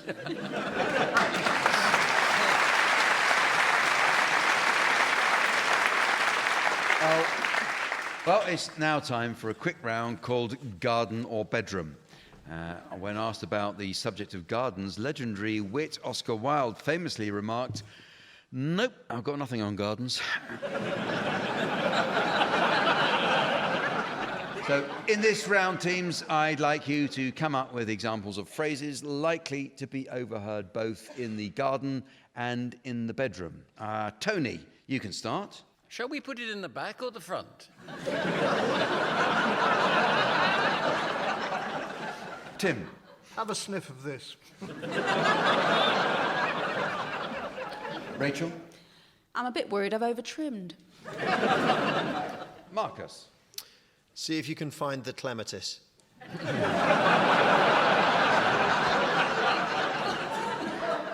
I've just planted it in peat.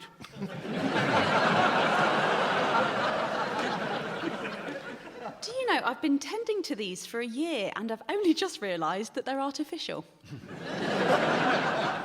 I have a man in twice a week. You don't often see daisies out at this time of year.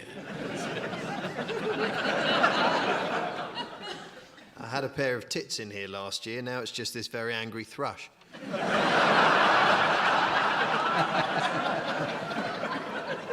Good, well, it's now time for the round called Swanee Kazoo.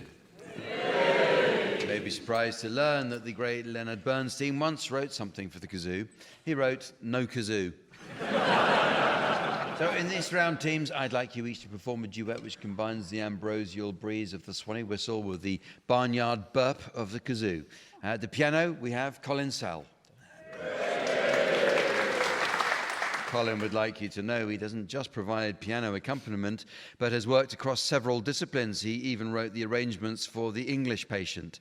Drop off at A&E, then leave in a corridor for 48 hours. Tim and Tony, you can start, and I'd like you to provide us with a rendition of Twist and Shout by the Beatles to feature Tony Hawks on the kazoo and Tim Brooke-Taylor on the Swanee whistle.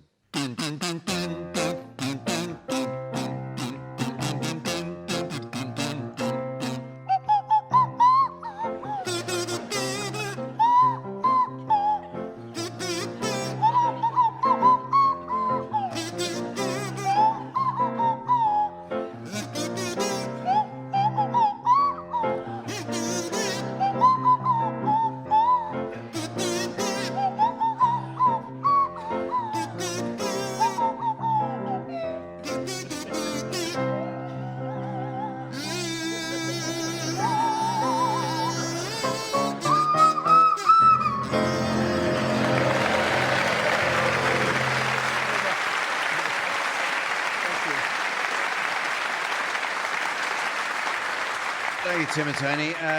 You now, Rachel and Marcus, I'd like you to provide us with a rendition of the James Bond theme to feature Marcus Brigstocke on the kazoo and Rachel Parris on the Swanee whistle.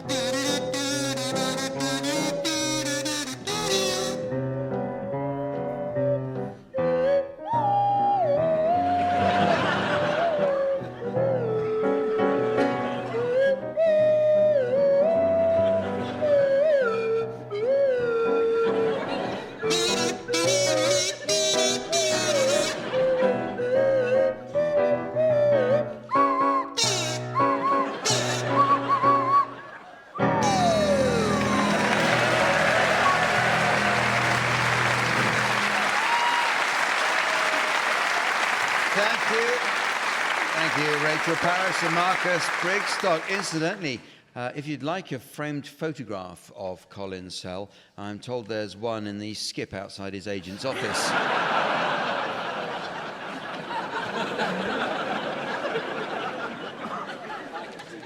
Well, it's very nearly the end of the show, but there is just time to fit in a quick round of Nautical Film Club. Sven was telling us of his distinguished career on the high seas aboard the Royal Yacht Britannia, where he serviced a number of queens and experienced many a rough passage. He says he still has an abiding memory of his leaving party, clinging to a buoy after being tossed overboard.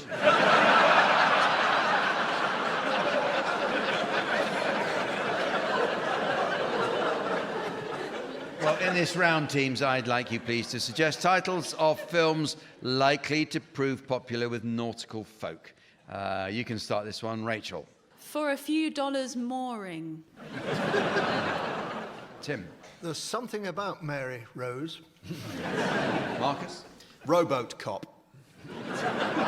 Tony. 4 Weddings and a Funnel.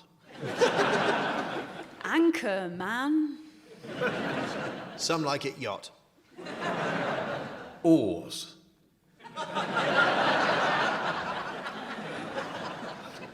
Sailor, Sailor, Sailor, Spy.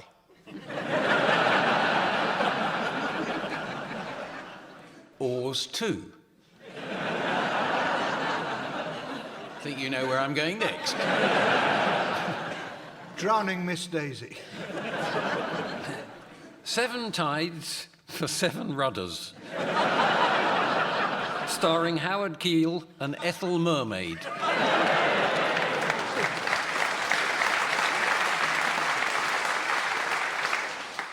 A star is bored. A starboard is born. A star is starboard. Leave it, Rachel. And so, ladies and gentlemen, as the half-cooked turkey of time is contaminated by the salmonella of serendipity, and the desperate diner of destiny confronts the toilet out of order sign of eternity, I notice it's the end of the show. So, from the teams, Sven, myself, and our audience here in Portsmouth, it's goodbye. Goodbye. To Brooke-Taylor, Marcus Brigstocke, Rachel Parris and Tony Hawks were being given silly things to do by Jack D, with Colin Sell setting some of them to music. The programme consultants were Ian Pattinson and Fraser Steele, and the producer was John Naismith.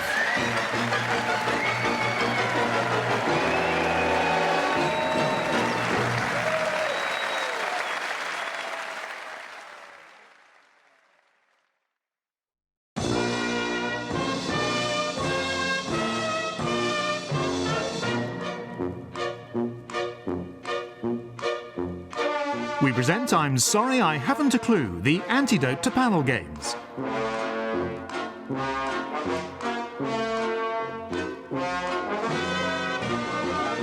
At the piano is Colin Sell, and your chairman is Jack D. Hello and welcome to I'm Sorry I Haven't a Clue. You join us this week in historic Richmond. Proud to be the state capital of Virginia, the fifth largest producer of tobacco in the United States, the other Richmond is 3,000 miles away. Richmond's most famous tourist attraction is Hampton Court Palace. In 1527, a summit was arranged to increase the bond of friendship between Henry VIII and Francis I, following the Anglo-French Treaty of 1514. The French king arrived by barge, and the two exchanged gifts. Henry was given a suit of armour, which he declared performed perfectly, and Francis was presented with Henry's prized jousting horse, which he later said went very well with béarnaise sauce and a cider. Originally built for Thomas Wolsey in 1515, Hampton Court later passed to Henry VIII, who refurbished and expanded the palace before it was reopened amid great celebration on New Year's Eve in 1534. A grand bonfire was lit, and the people of Richmond gathered at the gates, hoping to glimpse Henry's magnificent Hampton Court in the firelight.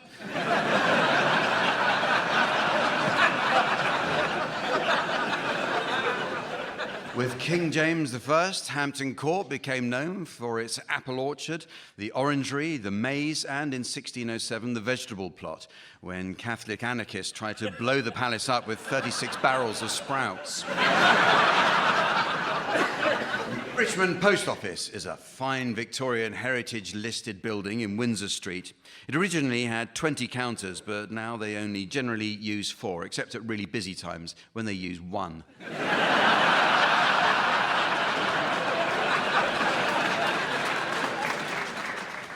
The engineer who designed the classic Range Rover lived here. He passed away last year, having collapsed outside Waitrose diagonally across 2 parking bays.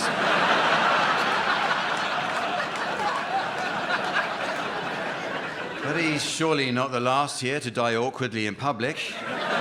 Let's meet the teams. They are on my left, Barry Cryer and Graeme Garden. And on my right, Tim Brooke-Taylor and Sandi Toksvig. And taking her place at the desk next to me to enjoy an evening of scoring, please welcome the ever-delightful Samantha.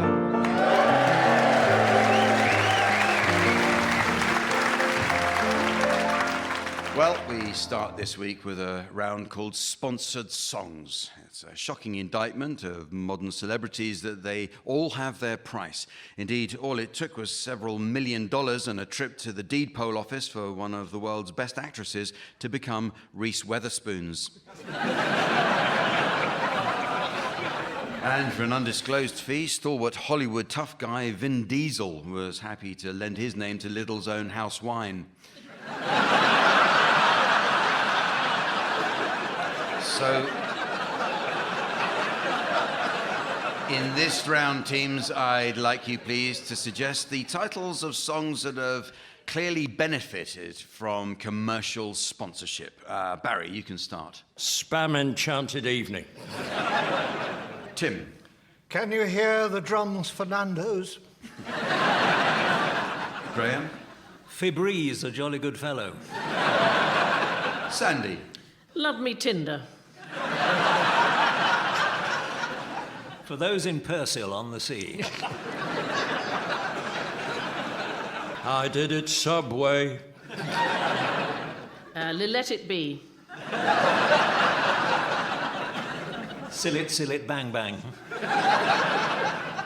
As the way I like it. Corn in the USA. Baby, you can drive my car. BP, BP, yeah. Kinky Boots, the chemist. Time for a musical round now as I ask the teams to sing one song to the tune of another.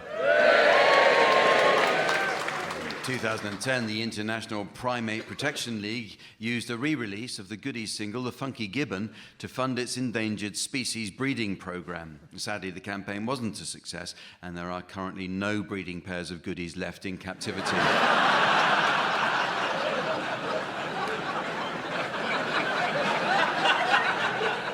What a horrible image that's left in my mind.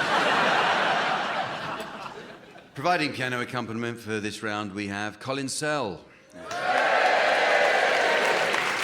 Colin's piano playing has even been used by advertisers. Indeed, his version of the Goldberg Variations by Bach in a recent TV commercial saw product sales rocket, which delighted the client, the Acme Piano Lid Lock Company.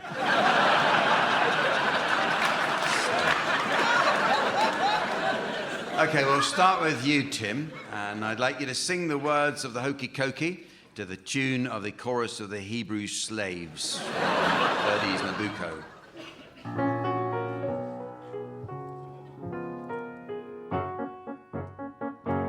You put your left arm in, your left arm out, in, out, you shake it all about. You do the hokey cokey and you turn around. That's what it's all about. Whoa-ho, the hokey cokey. Whoa-ho, the hokey cokey. Whoa-ho, the hokey cokey. Knees bent, arms stretched, right, put your right arm in. Your right arm out, in, out, you shake it all about, you do the hokey cokey.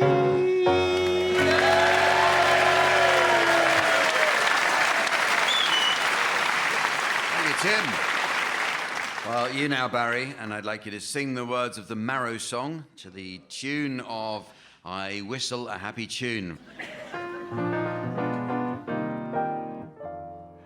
Down the road there lives a man I'd like you all to know. He grew a great big marrow for the local flower show. And when the story got around, they came from far and wide. And when the people saw the marrow, everybody cried. Oh, what a beauty, I've never seen one as big as that before. Oh, what a beauty, it must be 2 feet long or even more. It's such a lovely colour and nice and round and fat. I never thought a marrow could grow as big as that. What a beauty!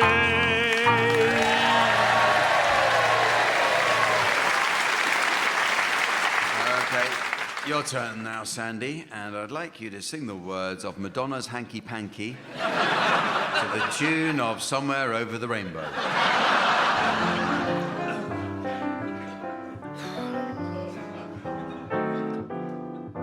Some girls, they like candy, others like to grind. I'll settle for the back of your hand, somewhere on my behind. Treat me like I'm a bad girl, even when I'm being good to you. I don't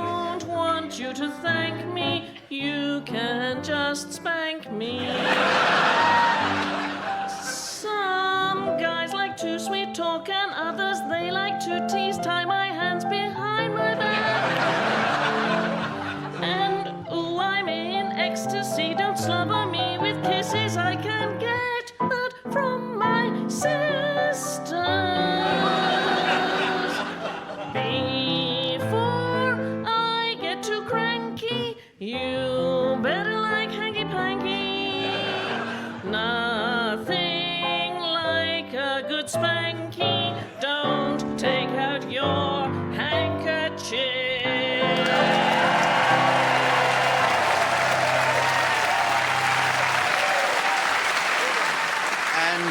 And finally, Graeme, I'd like you to sing the words of There's No One Quite Like Grandma to the tune of Charles Aznavour's She.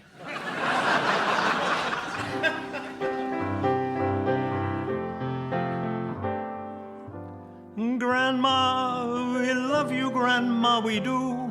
Though you may be far away, we think of you, there's no one quite like Grandma. And I know you will agree that she always is a friend to you, and she's a friend to me. There's no one quite like Grandma.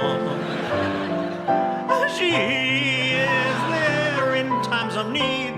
Before it's bedtime, on her knee, to us a book she'll read. Grandma, we love you. Grandma, we do, though you may be far away, we think of you, and one day when we're older we'll look back and say there's no one quite like Grandma.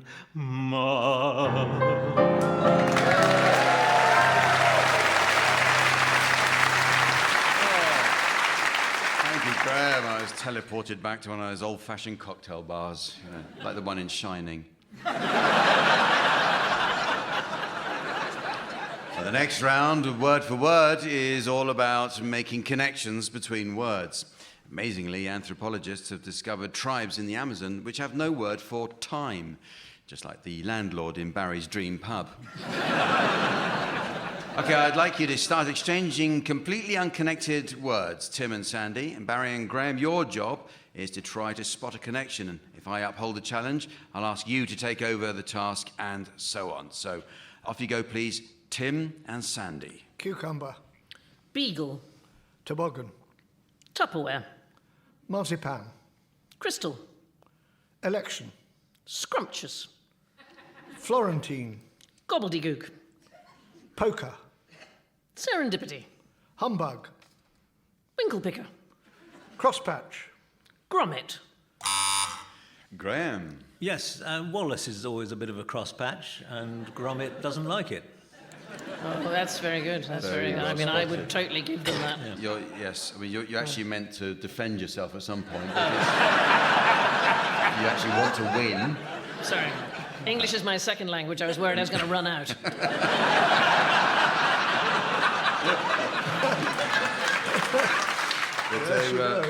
So well spotted, Graeme. It's over to you, Graeme and Barry. Really? Yeah. That was my word. Oh.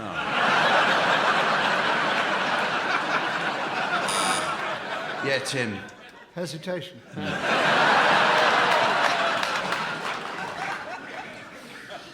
Fastidious. Abacus. German. Ballistic. Sandi. It was a German, Werner von Braun, who invented the whole concept of being ballistic. On his abacus. Yeah, I think that was true. Sandi quite rightly noted the challenge there. I was wondering if anyone was going to notice that. But so back to you, Sandi and Tim. Fantasy. Mucus.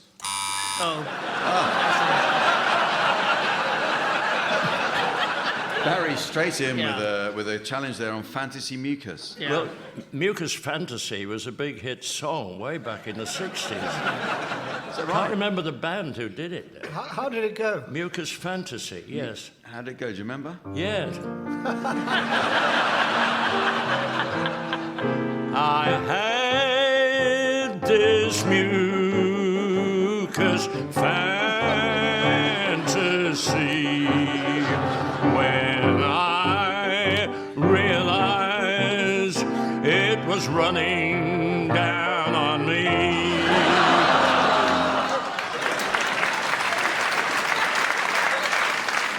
Well, thank you. No, over to Barry and Graeme. Geriatric. And that gong means that I've just invented a new way of ending that round. Well, the next game is called The Symptoms, and in this round, the teams will assume the role of doctors and patients suffering from an obscure medical condition, and so you can be our first patients, Tim and Sandi. The identity of your mystery medical condition is now being displayed to the audience via the laser display screen, while here is the mystery voice for listeners at home. Tim and Sandi think they're the three wise men. Tim and Sandi think they're the three wise men. So it's time for your appointment, Tim and Sandi. You must outline your symptoms to doctors Barry and Graeme, and they'll be awarded points based on how accurately they're able to diagnose your condition. So off you go, please. Come in. Thank you so much. Morning. Sit down if you can. Thank you. It's good of you to see us.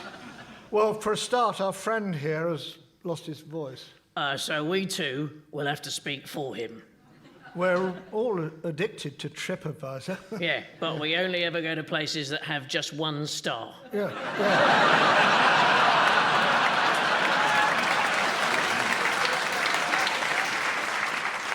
We booked a place some years ago and completely filled it. They were turning people away, what with it being that busy time of year that didn't have a name yet. Yeah. That's right. Lovely place it was, very nice donkey ride. Oh, yeah, that was nice, yeah. I used to panic about these trips, but now I'm a stable person. Yeah. Somewhere else we like to visit is Brisbane Road in Leighton. Yeah. Footballers will understand that. Yeah, I've no idea what that means. We're booking again, aren't we? Oh, yes, we will. Yeah, I think next time we might go Virgin holidays. Yeah. So that's basically it. Yeah, but there's only two of you. I think their friend is hiding behind that camel. He's got the hump. You probably think you're Magi and three wise men. We do, yeah. Okay, very good. Your turn to be the patients, Barry and Graeme, and you've just been summoned into the surgery of Doctors Tim and Sandi. And the identity of your mystery medical condition will now be displayed to the audience, while here again is the mystery voice for listeners at home. Barry and Graeme think they're in a pantomime. Barry and Graeme think they're in a pantomime. So off you go, Barry and Graeme. Come in, do come in. Thank you. Hello. Yes, no, don't touch us, just sit. Yeah. Well, it's always this time of year. Oh, God, a bit weird in the winter. Very weird, yeah. I mean, this time last year, I was dressed up as a woman. I tried that too, but I had trouble with buttons. Yes, yeah. But I don't feel right. I mean, this morning I felt grumpy. Really? I felt happy. Yeah. 5 to go.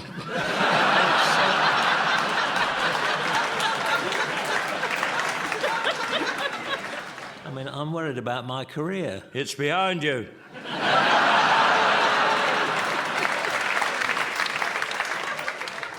Yeah, we had an awful lot of booze last night. Oh, deafening. Yeah.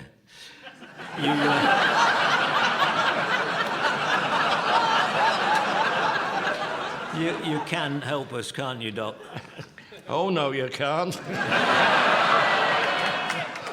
You think you're in a pantomime. Yeah. Well, this next game is called What's the Question? And it's all about questions.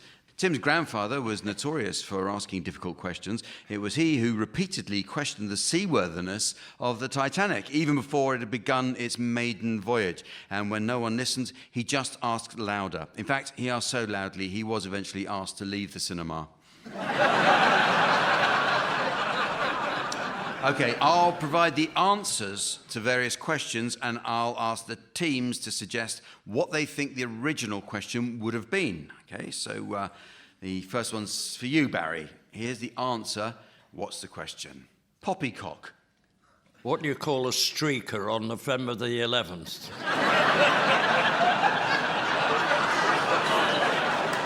Good.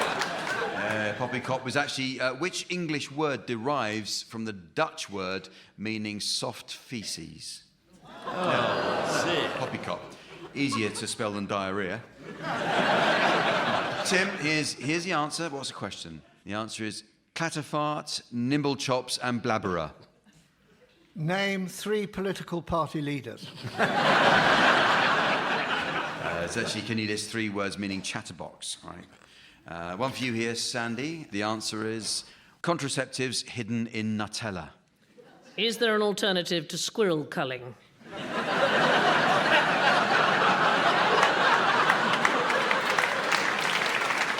Well, do you know, Sandi, in fact, the real question was, how does Prince Charles want to reduce the grey squirrel population?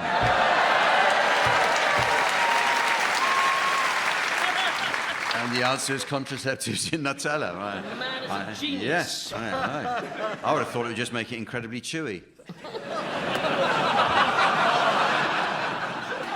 Finally, Graeme. Here's the answer. What's the question? £32 million of Viagra per annum. What's the cost of the upkeep of Nelson's column?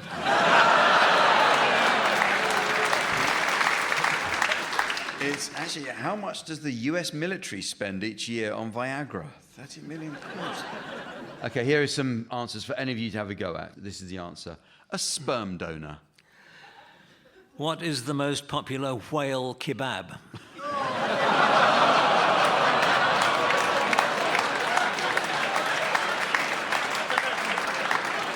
In fact, the question was...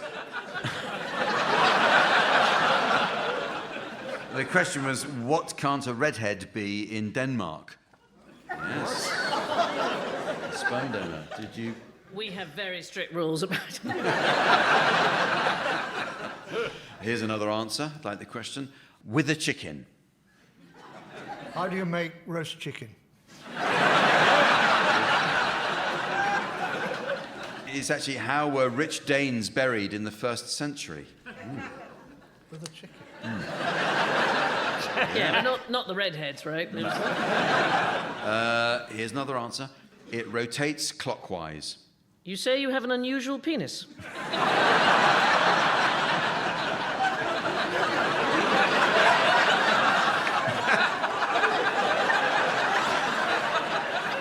What's unusual about that? In fact, the question was, what does Venus do that no other planet does? That's it, rotates clockwise. Good. And finally, 420 mime artists. What is 420 times more annoying than a mime artist?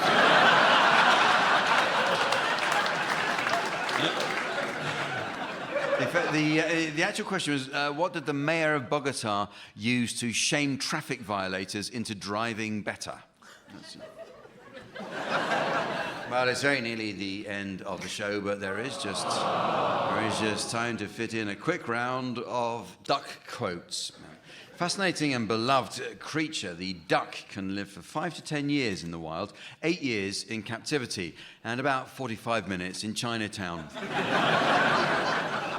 As you'd expect of this game, our panellists have been paired with 4 variously talented performing ducks. So at my command, each panellist will encourage their duck to perform a popular quotation uttered by a well-known person. And opposing panellists will score points if they're able to identify either the quotation or the person who uttered it. Okay, so Tim, you ought to start, please, and the name of the person who uttered your duck's quote will shortly be displayed to the audience via the laser display screen.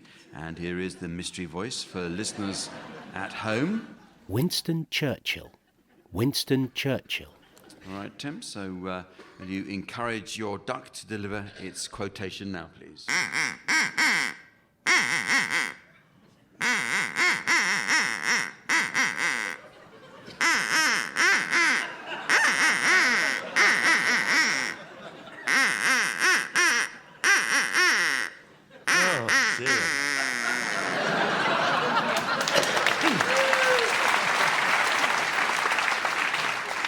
Is it a bit of classical work? Not classical, but it's not. Is it a famous speech? Yes. Is it Winston Churchill? That's extraordinary. How did you get that, Barry? I don't know. No. I mean, I didn't get it, and I got it written in front of me.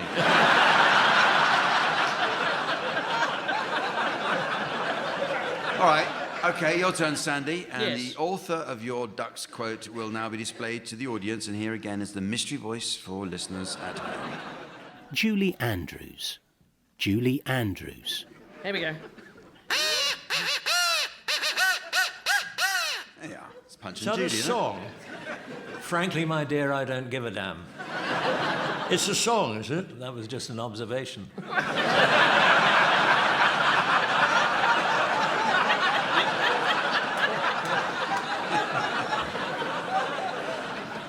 Oh, dear. I think you've got us beaten here. I think you have, Yes, yeah. you have. Yeah. Sandy? Yeah, it's a famous quote by Julie Andrews. It's high on a hill was a lonely goat herd. Oh, yes. Yes. Yeah. Oh, that's kind. Yeah. It's your turn now, Barry. Oh. And the name of the person responsible for your duck's quote will now be displayed via the laser display board. And here again is the mystery voice for listeners at home. Bruce Forsyth. Bruce Forsyth. This is a legend that spans the generations, this. Nice to see you. See you now. Done, Tim. Got it. Bruce Forsyth, of course. And finally, Graeme, on the laser display board now, is the name of the person responsible for your duck's quote. Here again is the mystery voice for listeners at home. Neil Armstrong. Neil Armstrong. So, Graeme, if you would coax your duck into providing the quotation, please.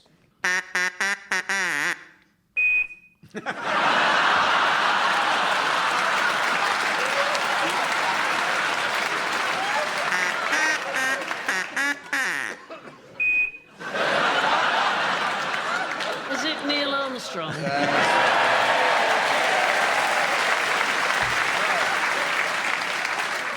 Okay, any of your ducks have any further quotes they'd like to share with us? I'm no good. I'll try again.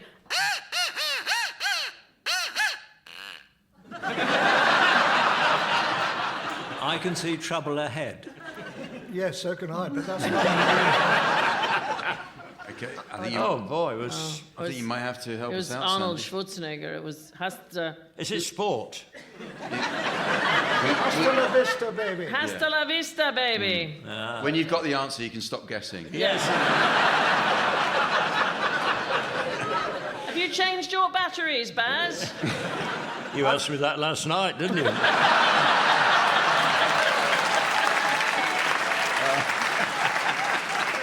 Sadly, the answer was no. But you're still charged.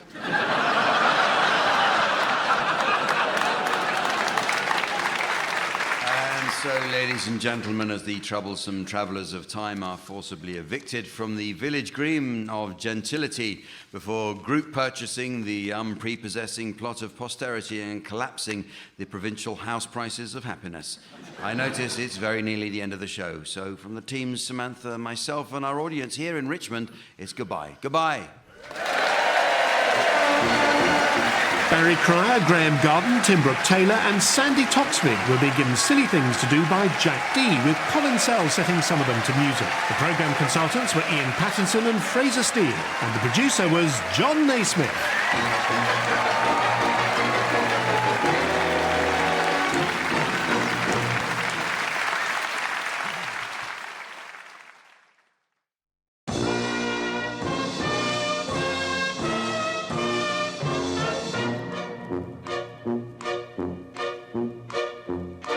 We present I'm Sorry I Haven't a Clue, the antidote to panel games.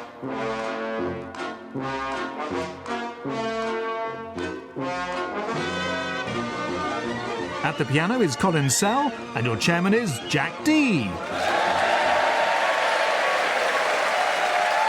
Hello and welcome to I'm Sorry I Haven't a Clue. You join us on a second visit to the Richmond Theatre in the town of Richmond in the fine West London borough of Richmond. Being so close to Heathrow Airport, the borough of Richmond is under the flight path of jet aircraft as they come into land. You'd think that at times the noise must be unbearable, but a local estate agent explained that because of modern technology and fuel...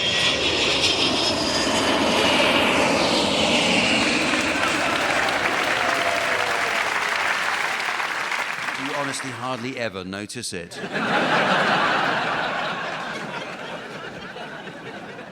Recently opened to the public, Myford Grange is a large Tudor manor house on the edge of Richmond Park, which was remodelled in the 1690s. The interior refurbishment was by Sir Christopher Wren, who left his trademark carvings of the small bird representing his name standing proudly on many oak beams. The highly unusual main entrance was designed by Sir Arthur Ramsbottom.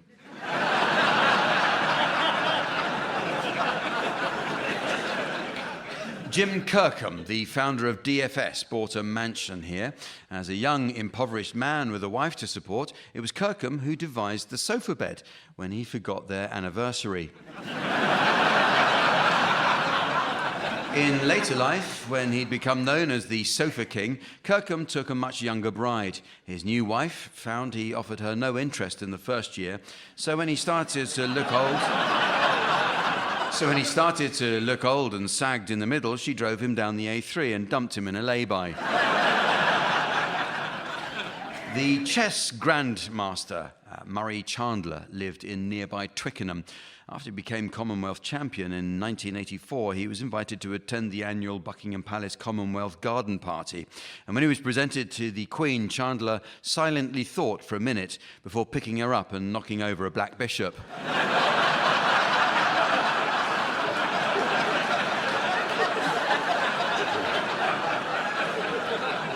Let's meet the teams. Please welcome on my left, Barry Cryer and Graeme Garden. And on my right, Tim Brooke-Taylor and Sandi Toksvig.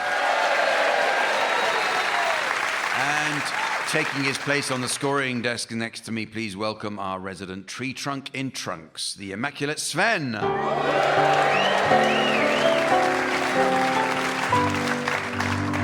Well, we start this week with some new additions to the Uxbridge English Dictionary. A good dictionary is essential for learning the correct use of similar terms. For example, a surprising number of people are unable to distinguish the difference in meaning between the words ocelot and tiger.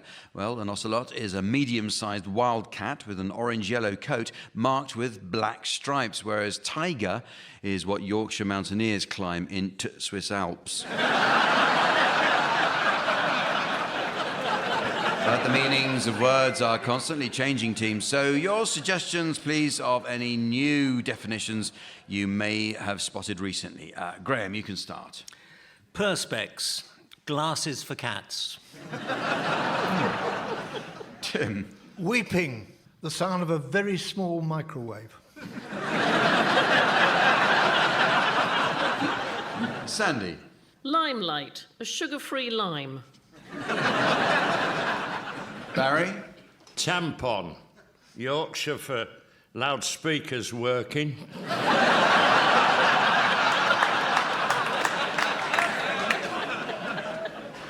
Forlorn, suitable for use on grass. Bittersweet, one armchair.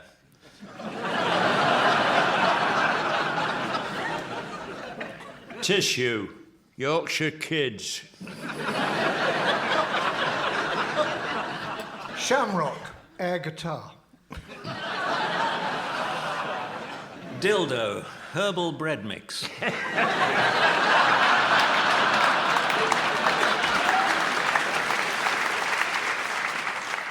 Dim sum, turn the lights down a bit. Orchestral, an alternative bird of prey.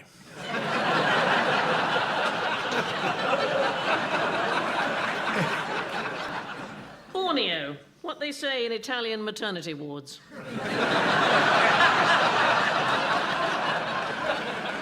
Well, the teams are going to do a spot of acting for us now in the round called Sound Charades. This is a variation of the old TV favourite, Give Us a Clue, the show that featured Mime Master General Lionel Blair. Sprightly 90-year-old Lionel thought his song and dance days were over until last month when his agent took a surprise call from Cameron McIntosh with the offer of the lead in a brand new production, Mother Teresa the Musical. Tim and Sandi, you're to start, please, and your title will shortly be displayed to the audience via the laser display screen. And for listeners at home, here's the mystery voice. Mississippi Burning. Mississippi Burning. Right, so you're guessing this one, Barry and Graeme. So off you go, please, Tim and Sandi. It's a film, and it's 2 words, and it goes like this. Excuse me, Mr. Ippy. Yes? I'm sorry to bother you. I live 3 doors down. I just put the washing out, and there's a lot of smoke drifting over from your garden. Oh, I do apologise. My wife's just lit a bonfire. Leave it with me. Goodbye. Goodbye. The name Ippy there. Yes. Mississippi. Yes. Over to you, Graeme. We wonder, what is Mississippi burning? All right, your turn, Barry and Graeme, and your title is now being exhibited on the laser display board. And here again is the mystery voice for listeners at home. The Crown. The Crown. TV series. Yep. 2 words. It goes like this. Open wide, ma'am.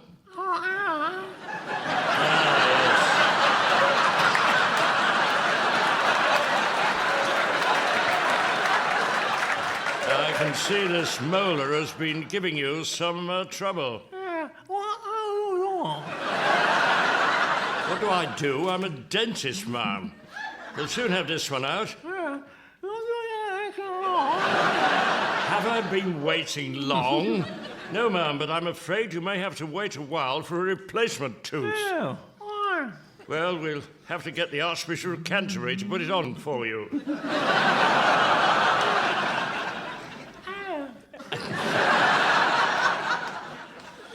Well, I mean, it was extraordinary. It was like Her Majesty was in the room. It was. It's The Crown. Well, it says here that round went so well, let's try another one. So we'll have another title for Tim and Sandi, and here is the mystery voice for listeners at home. Crossing Continents. Crossing Continents. This is a radio programme, and it's 2 words. What's it called? So I so nearly fell for that. I have to say, I'm furious. Yes, and I'm pretty livid too. I purchased these anti-leakage triple protection comfort pads.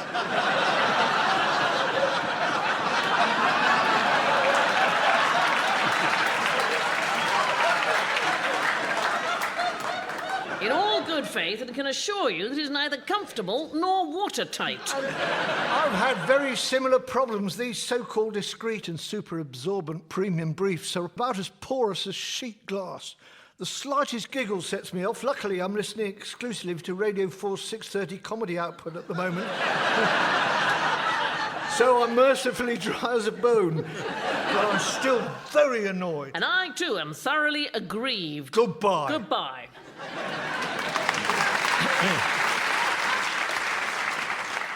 Well, they both sound very cross. Yes, yes. Oh, that, yes, cross. Go on, Baz, you tell them. Crossing continents.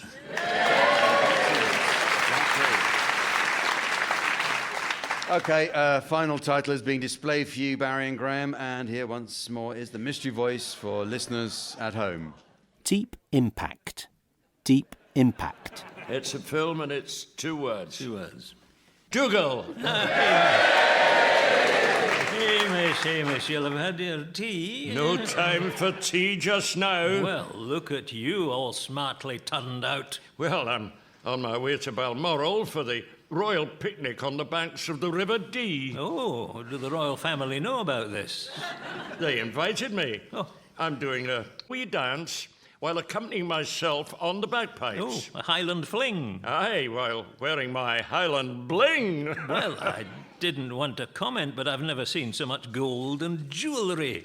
I have pimped my kilt. Oh, it's encrusted with gemstones and mink. I've never seen such a fur-trimmed cluster.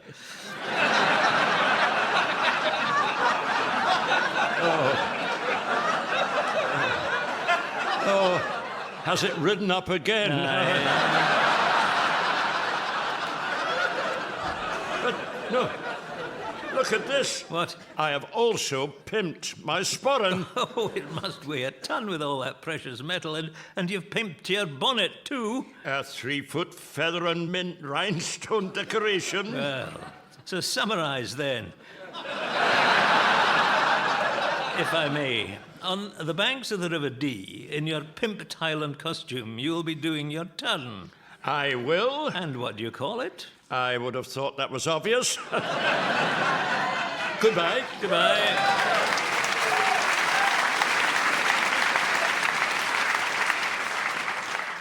All I know is that the words fur-trimmed cluster will never leave me.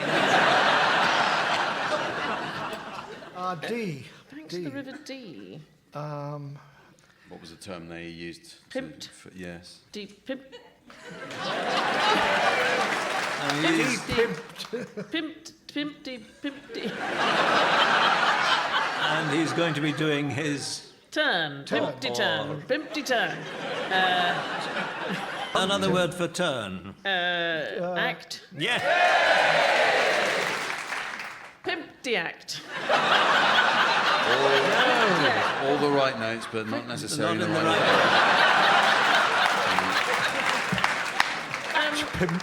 De-act to pimped. Depimped. You're all... Time out. Should we put them out of their misery? Yeah. Yes, it was Deep Impact. I've never heard of it. No, right. I haven't been to the picture since Bambi. That's hilarious. Oh, dear. It's now time to play the game called Mornington Crescent. First, I notice our in-tray has been bombarded by a letter. And it comes from a Mrs. Trellis of North Wales. She writes, "Dear Compare the Market, I know who your insurance adverts appeal to. Simples. Yours sincerely, Mrs. Trellis." Okay, on with the game, teams, and in a bid to speed things up, I've provided you each with the latest satellite navigation technology. So if you please program into your sat-nav applications a route from Richmond Station to Mornington Crescent, taking account of Montague's Loop and avoiding Nip, obviously. I'd like you to start, please, Graeme. Right, let's see. After 200 yards, turn left. Oh, that's relatively easy. I think that will take me eventually to Oxford Circus. Oh, very good. Oh, boy. Okay, well, I'll ask now. Turn right in 50 yards. No, you're right. Pimlico. Oh, Pimlico? That's what I said. Yeah. Hang on, I'll ask. Take the Victoria line. I like the color. Chelsea. Oh, very good. Okay, that's... I'm probably going to need a bit of help here. Take the A3 towards Guildford. No, only joking. I'm going to head west. I'm going to loop round to Boston Manor. Not my first time, you know. Right. Warning, old people crossing. I think my best... Still crossing. Yeah. My best bet is to explore the diagonal. Still crossing. Yes. Arnos Grove. No, I don't think so, Graeme. No. Was that Nip? Wait a minute. Well, not Nip, darling. Well, in fact, technically, Sandi went west, which means that we, obviously being here, we have to play the East Sheen Protocol. Yeah. Yeah. It's a bit like the Richmond Protocol, but not as expensive. Have another go, Graeme. Right. I have to go right up into... You are approaching the congestion zone. Apply decongestant. Right. We'll go to the Leicester Square. Leicester Square. Oh, yes. Yeah. Oh, dear. Now we're stuck in traffic. It's not traffic. You are in a McDonald's drive-thru. Euston Road. Euston Road. Yes. Well, you can do that. Oh, wait a minute. Get in the right-hand lane. Oh, dear. It's 8 items or less. Trafalgar Square. Wow. Wow, yes. Okay, that. An expected item in bagging area. I think from there there's. Well, I don't think there's anywhere to go. Can I go Parsons Green? You can. Yeah? Yeah. I'm going to go Parsons Green. Parsons Green, yes. Green. Oh, right. Recalculating. Sandi, you're being paid half as much as Colin Sell.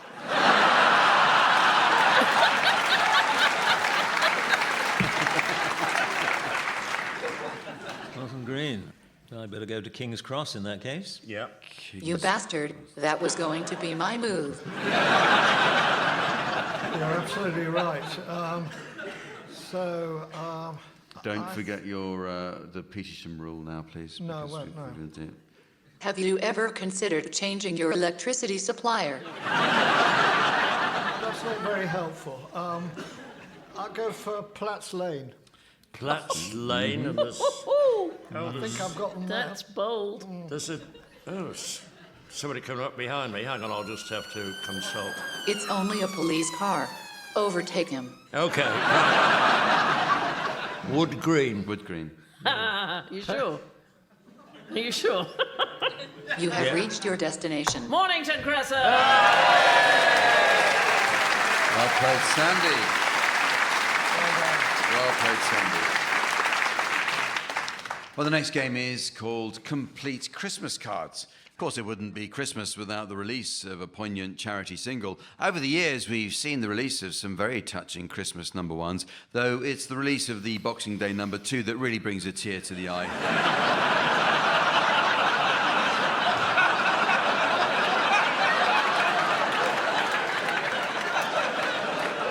Okay, teams. Okay, well, in this round, teams, I'll read out some incomplete verses taken from genuine Christmas cards, and your job is to try to guess how the original verse might have been completed. So maybe you could start this. Barry, can you complete this Christmas card greeting? The donkeys in the stable, the camels wise men bring, the sheep follow their shepherds, and... Here I come with a shovel.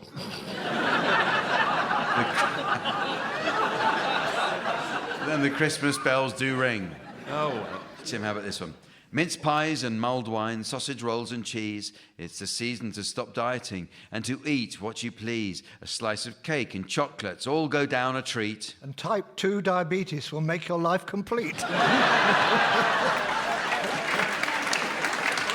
And then goes on to, and then maybe in the new year you'll be watching what you eat. Oh. Sandi, here's one for you to finish.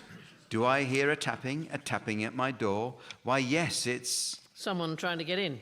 It's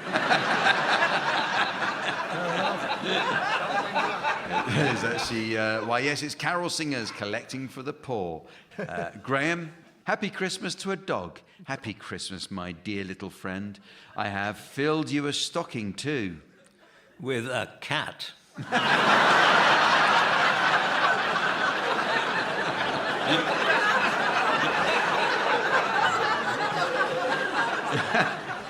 It's actually, you've got a bone and doggy chocks with lots of love from me to you. Yes, you live on your own, that's what happens. Back to you, Tim. Can you complete this Christmas card message?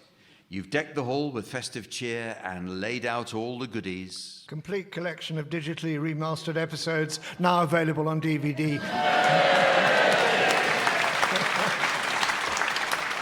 It actually goes the turkey roast with cranberry sauce, the Christmas puds and cookies. Oh, another one, Barry, here's another one for you to complete. The very dearest man that you could ever meet delivers all the presents to each and every street. I'm surprised he never grumbles at the work he has to do. That's what working for Amazon does for you. It's actually... but he knows that every child on earth waits as he passes through. Oh. Yeah. All right, Sandi, another one for you. This Christmas will be different. There'll be an empty chair, one fewer at the table, our festive meal to share. But Dad would never want us to be miserable and blue. So what the hell? Let's sell his chair and buy more liquor too.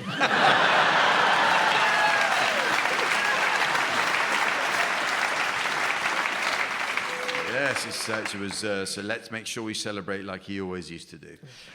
Graeme, another one for you. Although the miles are many and our meetings very few, this card is sent to tell you... I've not forgiven you.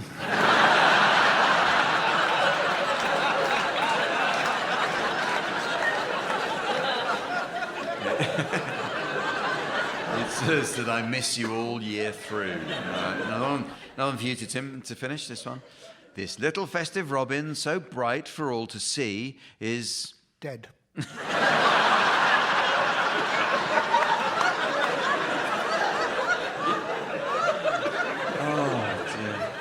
Is saying Merry Christmas as you gather round the tree. A bit nicer, isn't it? Barry, how about this one? Yes. Santa is coming with his bulging sack pulled through the night.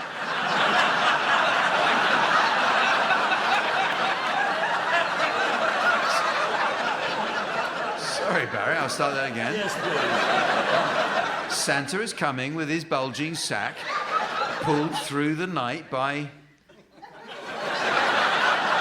Someone he met online.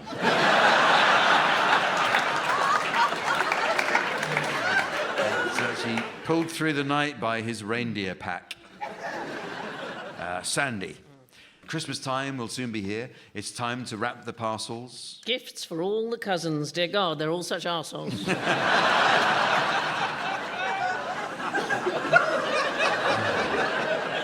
Let's eat and drink and feast ourselves like kings inside our castles. Oh, good, there are some more.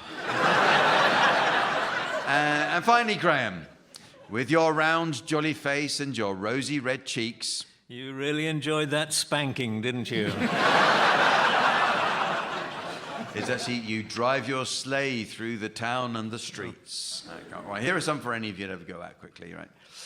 Let the bells ring out for Christmas, send their message loud and clear. Let peace and hope live in our hearts today and all the year. Let us not forget the lonely and those down on their luck. For as long as I'm warm and well fed, I couldn't give it. Toss. May they all be filled with Jesus' love and with his wonder struck. How about this? Merry Christmas, neighbours. Festive goodwill to you. I dearly hope this next year... Your dog will stop crapping on our lawn. will bring you joy all through. In fact, how about this one? Baubles, candles, tinsel, lights, a festive time full of delights, pretty garlands, a stunning wreath, a twinkling tree with presents beneath, roasted turkey, Brussels sprouts. Oh, and we need milk.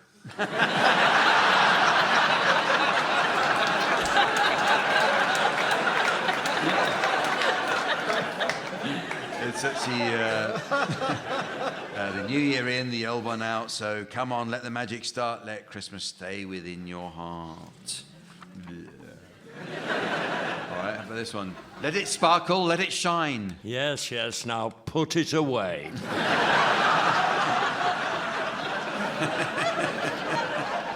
It's bring it on, it's Christmas time.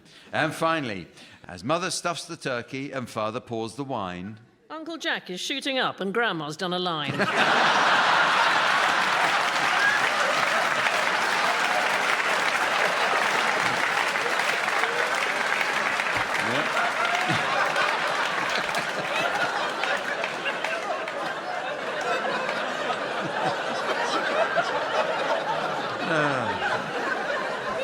It really is a special treat when their two skills combine. Oh, there you are. The worrying thing is I am actually somebody's grandmother. It's really... Well, it's very nearly the end of the show, but there is just time to fit in a quick round of manly songbook. Sven's been telling us all about how he took part in his first rodeo after a helpful Texan cowboy offered him some guidance. Sven says it took just 6 seconds before he was tossed off, and he hadn't even entered the ring.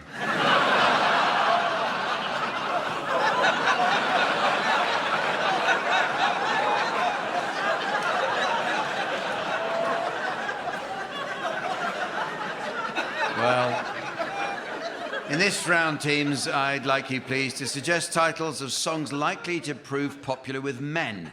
So, you better start this one, Sandi. Stand by your mansplaining. And Barry. Hey, you, get off of my lawn. Tim. Everybody was man flu fighting. Graeme. I just can't get you out of my shed.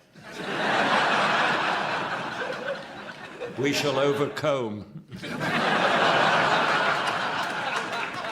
I see a red door and I want to paint it eventually.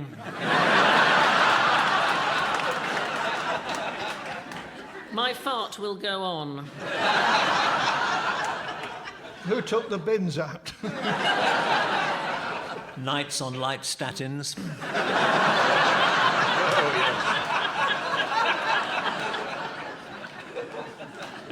No, I'm not bloody asking if this is the way to Amarillo.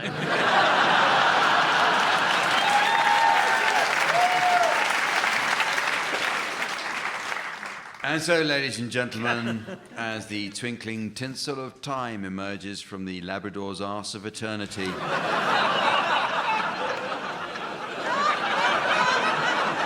the bountiful bird of beneficence is blessed with the stuffing of a lifetime, I notice it's the end of the show. So from the teams, Sven, myself, and our audience here in Richmond, it's goodbye. Goodbye. Barry Cryer, Graham Garden, Tim Brooke-Taylor and Sandi Toksvig were being given silly things to do by Jack D, with Colin Sell setting some of them to music. The programme consultants were Ian Pattinson and Fraser Steele, and the producer was John Naismith.